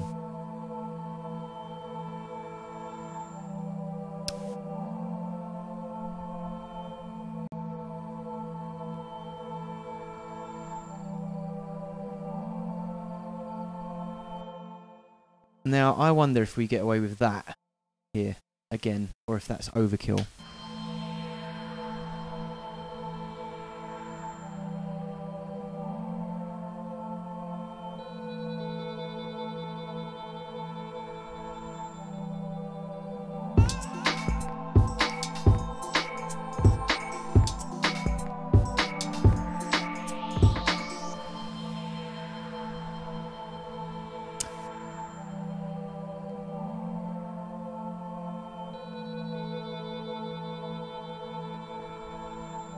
I like it.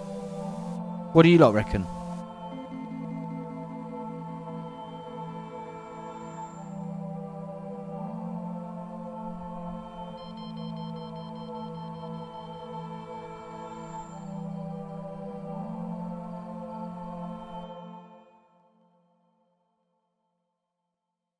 Nice. Hit save on that. I feel like we're pretty much done. Bare atmospheric vibes inside. Reverb on the master, yeah. Maybe a bit quieter in the mix. Good shout. Let me have a listen.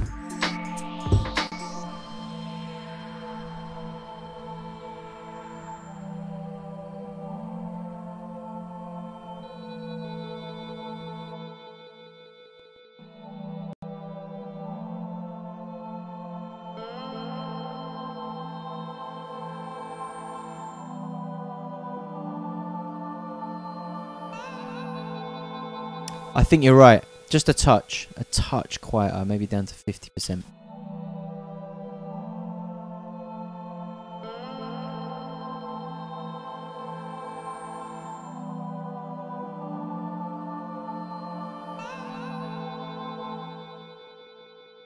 I think I'm going to move it back up slightly, to be honest. Just a touch.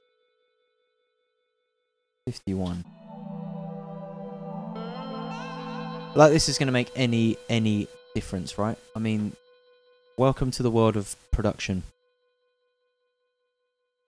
Enya and Bjork in the ring. I mean, Onhel, have you seen the Chevene plugin? Have I shown you that one yet? I'm sure we got into that a little bit. Look at this one. I mean, that's a bit of you, right? That is definitely a bit of Onhill, I'm sure. But yeah, this Chevene plugin, wild. I think we got into it in week 1, but I didn't end up using it. But if you like Enya, that's the one. Oh, actually, I showed you that in studio, right? When you were in the UK. Yeah, that big work. Yeah, that's what I did. I bought all of the big works. I've got all of them. Alright, so this is going to be super easy. I mentioned that we were going to get like the track prepared for a pre-master, and if I watch the master channel here, there's only a few peaks slightly over 6, right? And it doesn't have to be bang on like 6. You want to be aiming for around -6 dB on the master for a pre-master. So let me just save where we're at, so I'm quite happy with it.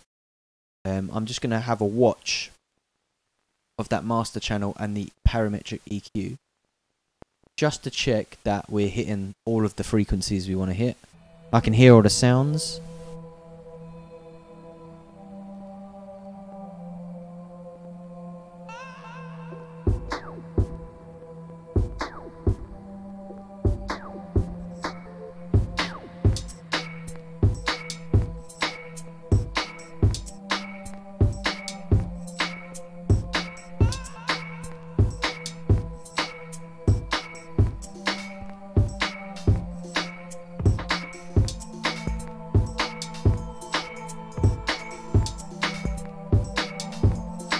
So the snare is normally like one of the loudest sounds in any of my songs.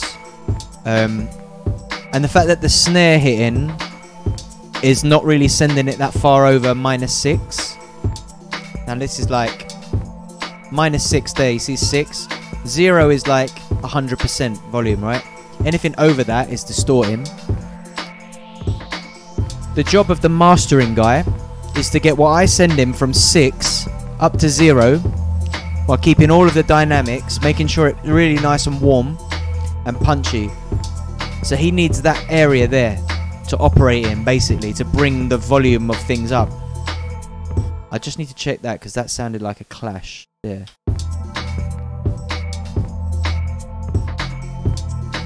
No, it didn't clash.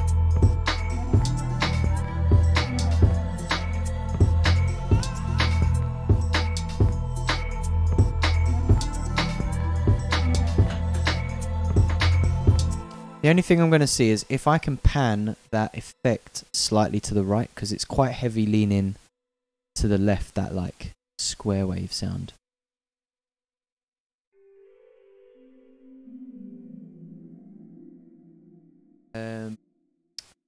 Is our square wave? That one. Let me get into your grain space. Pan output. I don't want to mess it up too much. Let me just save this before.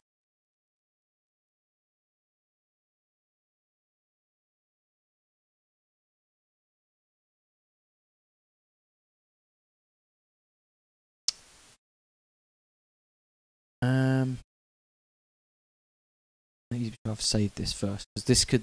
The thing with grain space is the tiniest little change sounds so different. So I'm just going to loop this round, have a quick listen of it, and then.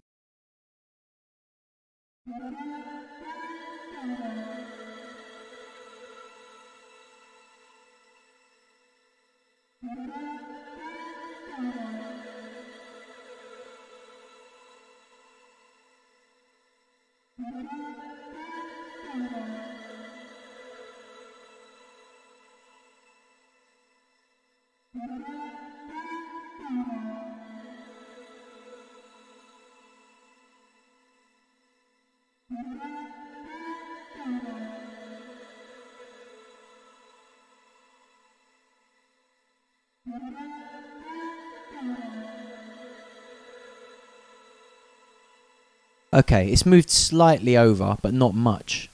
But I don't want to mess around with that too much. Grain space is a little bit of a...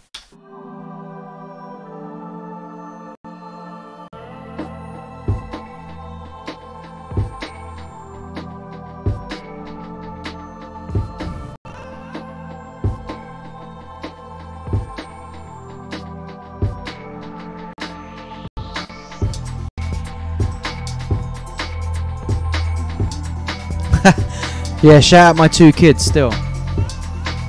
Shout out Styles Got Beats.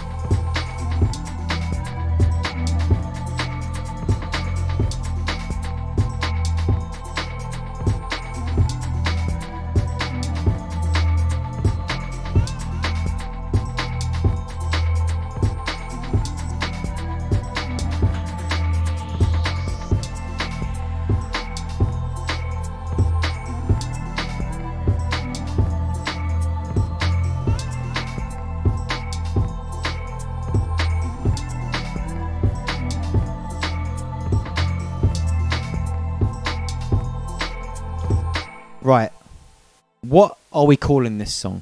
That we haven't even got into that yet. Like, we've been working on this for 4 weeks now. We put a month of our lives into this song. What are we calling it? Let's get a poll going. Now, I don't want to call it anything bait like COVID beat or quarantine dub. Like, there's gonna be a million songs called that.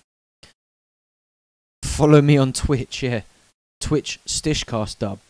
I can't set a poll for this.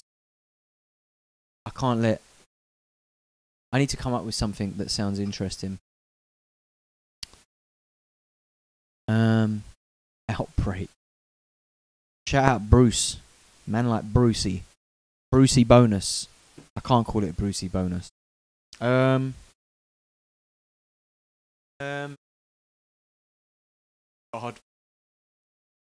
Teacher. The golden teacher. Mark Noble rid him. Shout out the Premier League Dons. Mark Noble. Obviously a West Ham fan.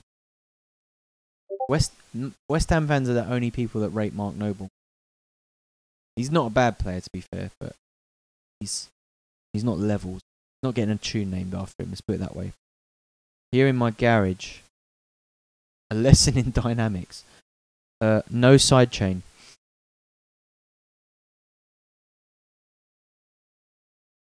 We can't call it anything to do with compression, can we? Ty Lopez. I'm gonna have to come back to that. For now, I'm gonna bounce it out though as something. Let's just bounce it out. I mean, it's just saved as like version 1 at the moment. I'm going to export a WAV file. I'm not sure what you can see of this because I think it doesn't show you like my root, right? So I send it to my desktop, classic. I'm just going to save it as, so we're going to bounce out a WAV. That's what you always want for a pre-master. And I'm going to send it out as a Twitch version. I'm gonna write. Also, another thing. Now, this is a good habit to get into, by the way, because you end up sending these files on, even without thinking about it. Sometimes, always put your artist name, then a dash, then the name of the song, and I'm gonna put it as pre-master 1, because as we all know, as producers, you are going to bounce out about 1 million versions of this song in the coming days. But I feel, honestly, right now, that this is exactly where I wanted it to be. So I'm probably not going to do much tweaking. Every little tweak that I've done in the last sort of 5 or 10 minutes, you might have realised I just kind of went back and just changed it back to what it was doing before anyway. Or I just felt a little bit uncomfortable about it. I was kind of like forcing it, if anything. So, Plastician Twitch version, pre-master 1. I'm going to hit the save. And now, hopefully you can see this. Let me just check the stream. So, you can't see this screen for whatever reason. But it's giving me, on FL Studio, it kind of like, it comes up with the like rendering too. You wanna make sure it's set to full song. Leave remainder on tail. And for a pre-master, you want a 16-bit WAV. Now, some people like to do 24-bit pre-masters. 24-bit is good if you're doing like ambient music, right?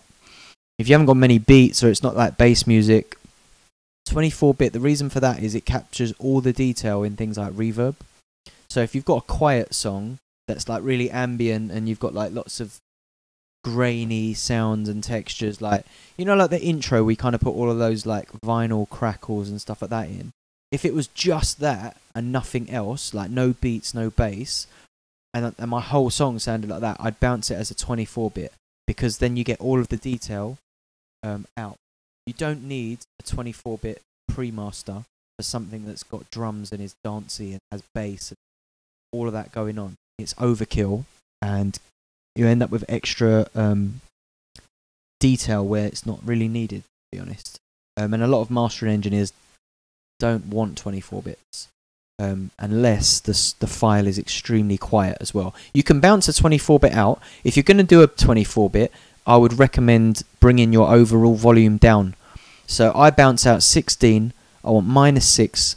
I need like a 6 decibel headroom for my mastering engineer to work in. That's like the ideal for me. That's what I ask people to send me when I need like their stuff for the record label. So, without further ado, I'm going to hit start. It's going to bounce out a nice WAV. It will take a minute to do it.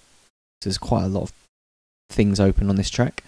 And that, ladies and gents and everyone, is pretty much it. In 4 weeks, 8 hours, we've been working on this, and I've been trying to work reasonably slowly. I do work slow anyway, as I explained a few times. Yeah. Anyone have a join link for the Discord? Oh yeah, I need to get that in. Shout out serious name, dropping the plastic man in there. I like that. I didn't put my producer tag in there. So yeah, I feel decent. Like, I'm happy with this song. Now, when I got into this, the idea was that I'd make a song and we'd get it out. So the next few weeks of this are hopefully going to be of interest, maybe not to just to people who've been following this musically up to this point. I'm going to get into the releasing of music. This week I'm going to send it off to my mastering engineer. I've told you that's a guy called Robin at Pure Focus, but what I'll also do is I'll get this pre-master sent to Landa and another one called Aria, which I used recently, and I'll bounce masters out of those so we can hear and look, and we'll have a look at the difference as well, by looking at the waveforms, all that kind of stuff, just so you can see what you get for your money and have a listen of it as well. So you've heard the track. Next week I should have 3 different masters, one from my mastering engineer that I'll be paying for, and 2 from the kind of like online mastering companies. And then the next few steps over the coming weeks will be about how I promote it, getting it onto my distributor, what to look for in a distributor, like what you should be looking for, what to expect. Superist says you use Lander as your distributor. Yeah, a lot of people use Lander for distribution. I've heard mixed things, and I'll get into all of that. There are certain things that I like. I've been using my distributor for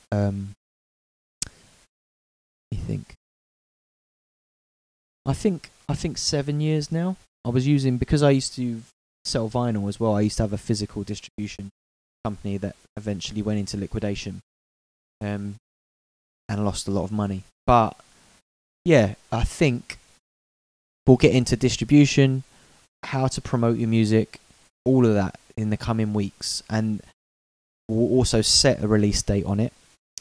You'll be able to check out all of the things that I do. I'm going to show you lot everything that I would do for one of my own songs, the way I release all the music that I do on Terror Rhythm, and hopefully you can all take something away from that and use it on your own songs.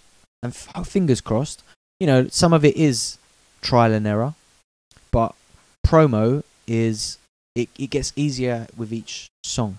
But I'm going to try and walk you through the process of as if I was a beginner and I had no contacts but I'll show you how to build those contacts and how to keep on top of all of that. And I'm looking forward to it. We've bounced out our pre-master. I've got a finished song that I really like, and I'm looking forward to showing you guys all what the next steps are, and probably in the next sort of 4 weeks onwards, we'll actually release it and see what all of that work and all of this amounts to. Hopefully, it will be heard by as many people as possible. But who knows? All we need to do is make sure that you're back here on a Tuesday at 7 o'clock. Shout out all the subscribers, all of the new followers. I'm here every Tuesday, Thursday and Sunday. Sometimes I'll be doing a DJ mix. Sometimes I'll be hosting a quiz. We like to do all sorts. And also, I've been speaking to the guys that make the quiz kit, and we are working on a way that I can literally just mix and the quiz just plays through. So I could essentially have interactive quizzes going on while I'm recording a radio show or something, which would be great, because it means that you guys will be able to watch a full 2-hour mix without me talking about quiz all over it, but still get involved in a little quiz on the side, which would be great, right? That would be amazing. So you get a full-blown mix where I'm concentrating on nothing but music, and while you're doing it, you can get involved in a quiz against each other, which for me sounds incredible. That's exactly what I would want. Like, I get it, right? Watching a DJ mix and not talk to you for 2 hours can be a bit boring. But if you're having a go at a little quiz while you're at it, could be quite a good laugh. Anyway, we'll have a little playthrough of the track. And next week, we'll get into the promotional side, mastering, all of that. We should get into artwork as well, actually. I'll show you some places that are good to shop for decent artwork.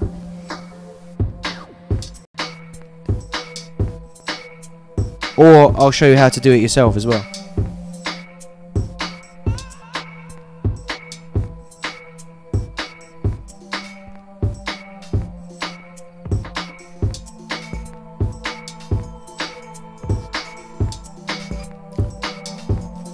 Shout out everyone who's been locked in as well, because I think most of you have been locked for like the duration. I feel like we've had a solid viewership for a little while.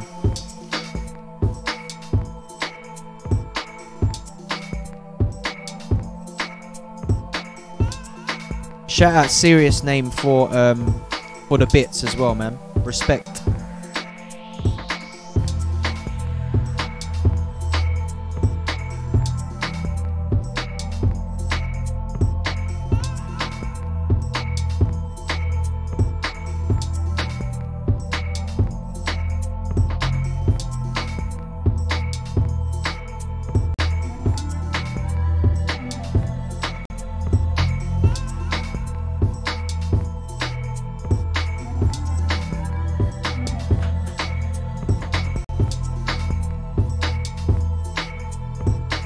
big up Glob Monster, and be sure to drop any music that you're making. Drop me a message on SoundCloud inbox. That's the best way to ever send me music. I don't really check my email inbox for music stuff when I'm like trying to get new bits for the radio and that. Straight into my SoundCloud. Oh, Super Risk, yeah, you got getting involved in that remix, yeah? Yes, Chris. I look forward to hearing it. I think I'm going to be dropping in the Discord tomorrow. So keep an eye on that Discord channel. Let me find that Discord channel for you guys.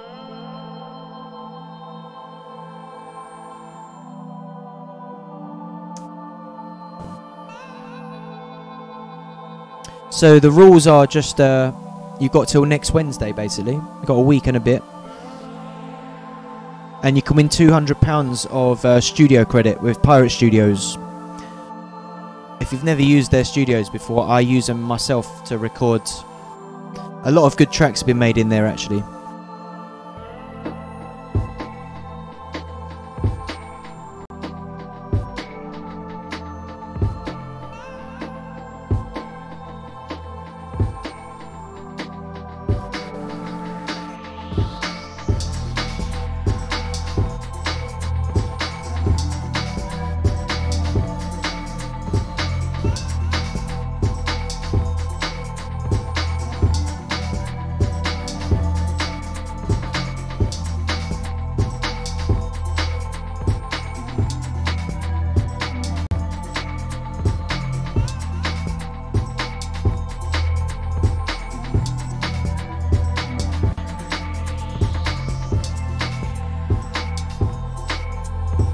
Yeah, Dan, you can bring anything to the table. It doesn't have to be a remix. You can like make a whole different tune out of it if you want.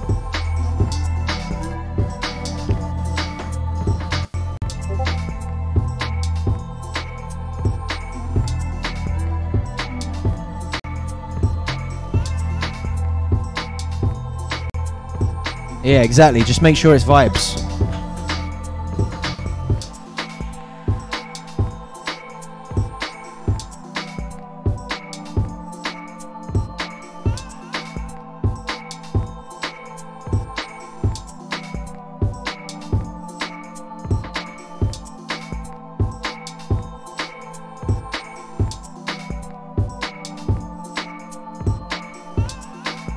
Do you want to hear one more tune before I go, actually?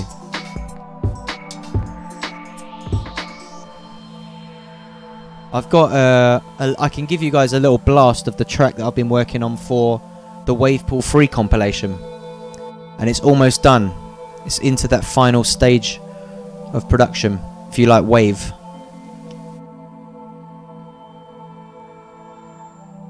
Let me get into that.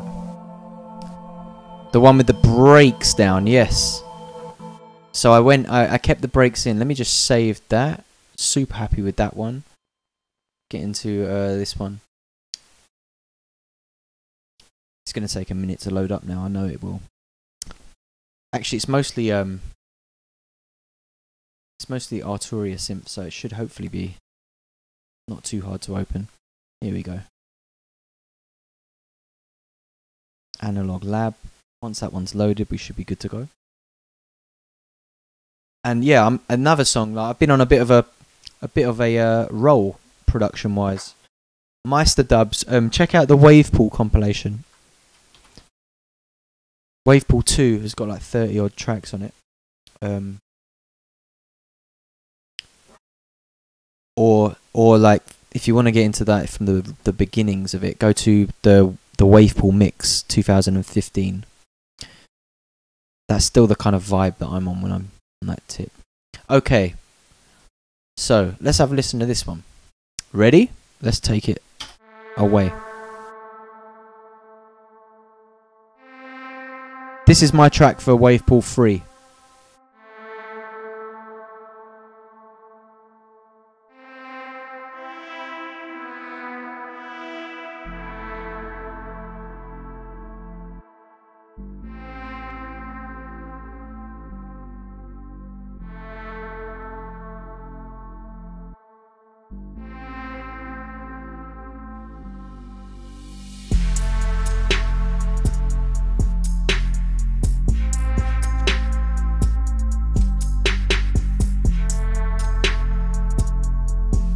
Yes, Tom.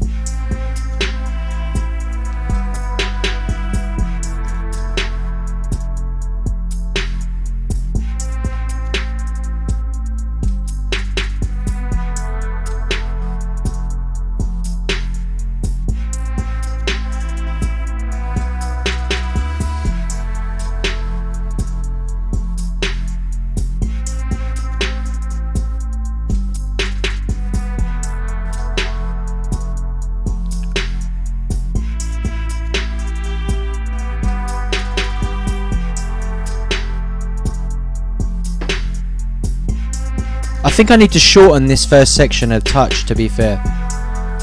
I'm gonna need to lose 16 bars and get straight into the up.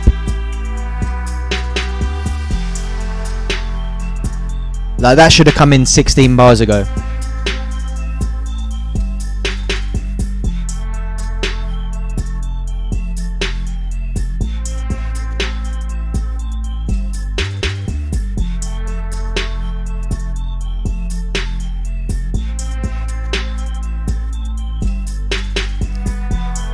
Yeah, I was still thinking of adding more to it, to be fair. So it's not 100% yet, but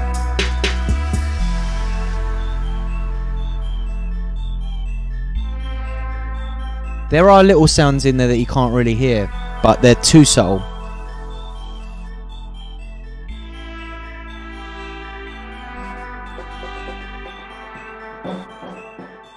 This is the bit that I like. This is my favourite bit.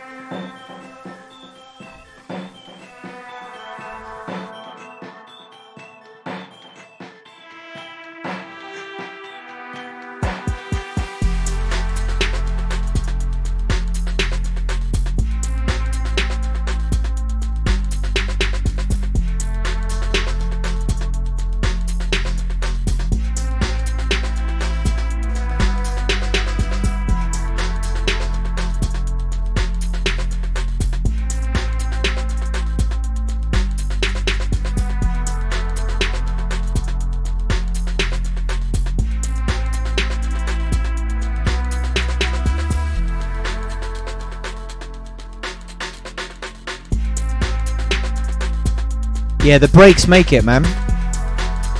Breaks are making a comeback as well. Now I always talk about like how like wave would be a bit more accessible to like DJs playing other styles, and I feel like you can add like these kind of elements to like wave that keeps that wavy vibe, but it makes it more like similar to other styles of music that DJs are playing. You know, it's DJ friendly.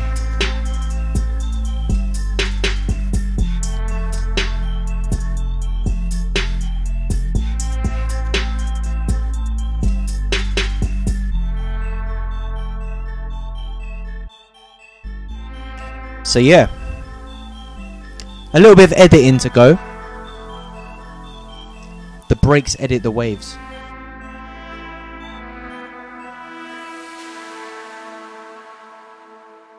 Yeah, I mean like the 140 stuff. So the thing with like people make wave at 140, but then they're like when I hear wave at 140, a lot of it now where it's getting harder, it just sounds a bit like purple dubstep to me. But yeah, that's my. Who wants to hear a drill tune? Is it this one? We had one more tune, my drill tune, or drill kind of tune. This isn't like a straight up drill tune, to be fair. Hard wave, aka halftime trance. Definitely strong trance vibes coming through on that hard wave tip right now. I'm going to be playing some more wavy sets soon. I'm looking forward to getting into a bit more of that. Okay. It is drill time. Okay. Ready? This is super simple, by the way.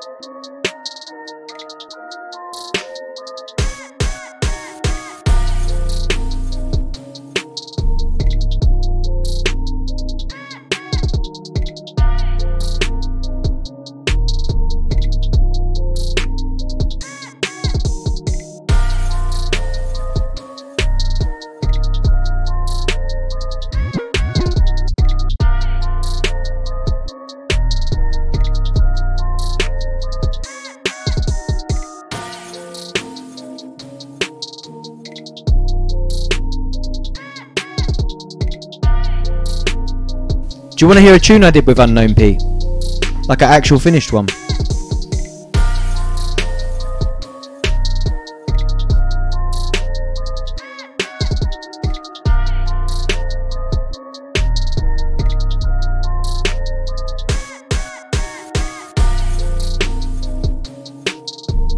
I can see that the mic was just picking up all of that, so apologies if it was echoey. You want to hear a tune I did with Unknown P? Let me try and find it.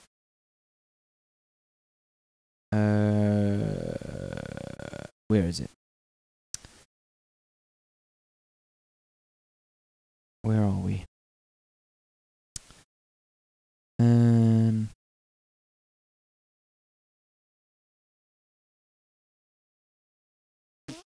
It's on the desktop somewhere. I've got so many folders on my desktop right now. Okay.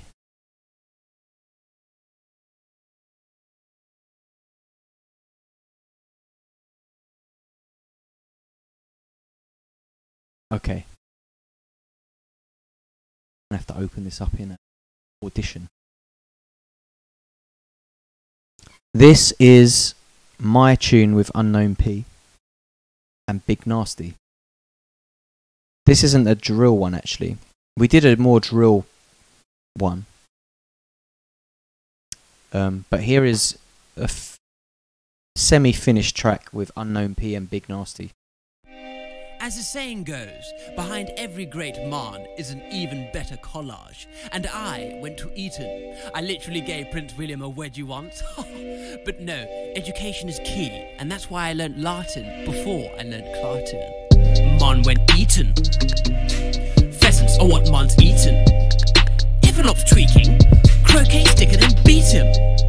Doing up Shakespeare, doing up reading. I got a bad bitch, she a dragon, I call her Deborah Meaden.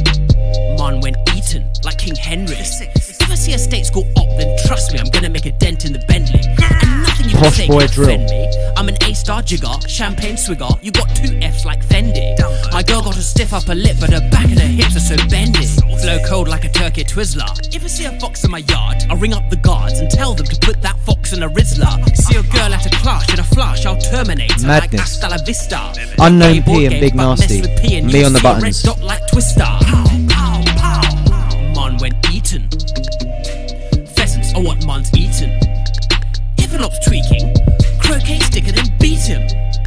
Doing up Shakespeare, doing up reading. I got a bad bitch, she a dragon, I call her Deborah Meaden. Man's from Brixton. Patty is what man's eating. If man's tweaking, John no, man, keep down your blood clot. Red, gold and green, Selassie Army, that's what man stand for. Black Panda, what? Forward, man, I go straight to Wakanda. Growing up I recorded all the vocals for this one at Pirate Studios. What you know about Kwanzaa? Big man talk, man answer. You know All done in FL. Broad chest, that's what me stand for. When I read book about gangster. Lord, Man went Eton. Pete and Baz. Pheasants I rate are Pete what and man's Baz, but eaten. no, I haven't. That's all you're getting for that one. What else do I have? I can probably squeeze one more secret tune in somewhere. What else have I been working on? I think I showed you lot the electro thing. I mean, I can show you this other one. Oh, not that. This one. Is it this one? Let me try this one.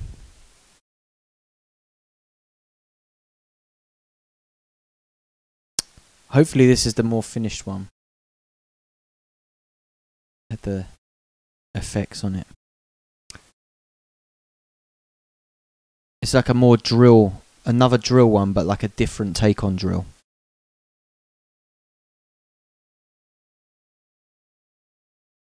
Secret tunes. Play Japan. Didn't know Nasty was a South boy. Yeah, Nasty's from Brixton.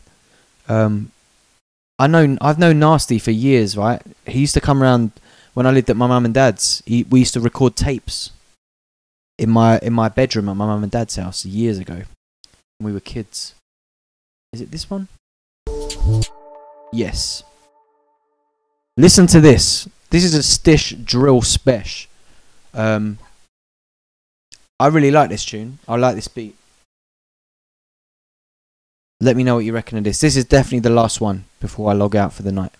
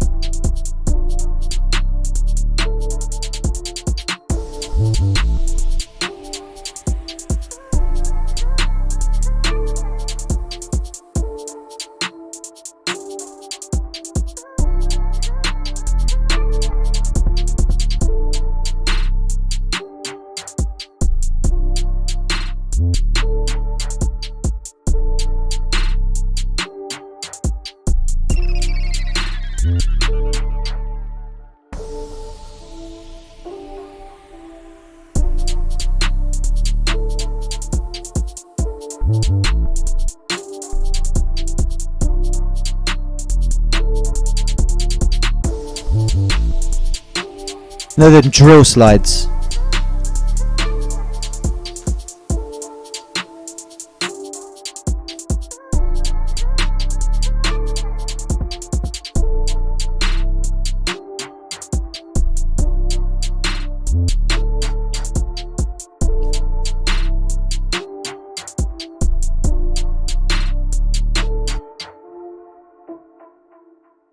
So that's as far as I've gotten on that one. But I really like that beat.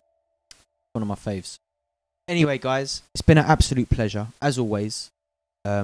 Really, really glad to have gotten that tune finished.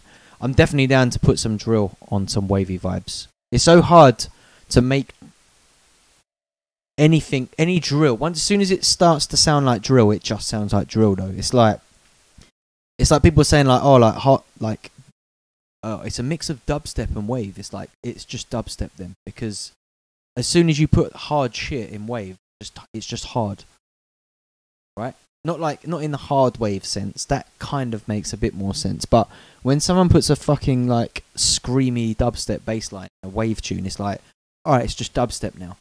It's not wave anymore. Anyway, guys, girls, everyone, it's been a pleasure spending the evening with you all. Super happy to have got that tune done, and look forward to exploring the realms of promo and distribution and all of that. Grime wave, I mean, there's a lot of grime influences in wave. You got to hear some drill R&B. There you go. You heard it here first, right? Alright, gang. It's been a pleasure. Look after yourselves. If you are Amazon Prime user, hit that sub. Give me all your money. And or give it to Amazon, actually, but let me have a little share of it. And I will see you back here next Tuesday. If you're around on Thursday, I'll be in the mix, maybe doing a quiz. I'll be about here, 7 o'clock on Thursday as well. I'm not sure what the quiz is going to be this Thursday. It'll be music-based. We'll do something music-based, definitely. Anyway, gang, once again, thank you, everyone. Look after yourselves, and I will see you back here on Thursday, and then back for next week's edition on Tuesday. Big up, everyone.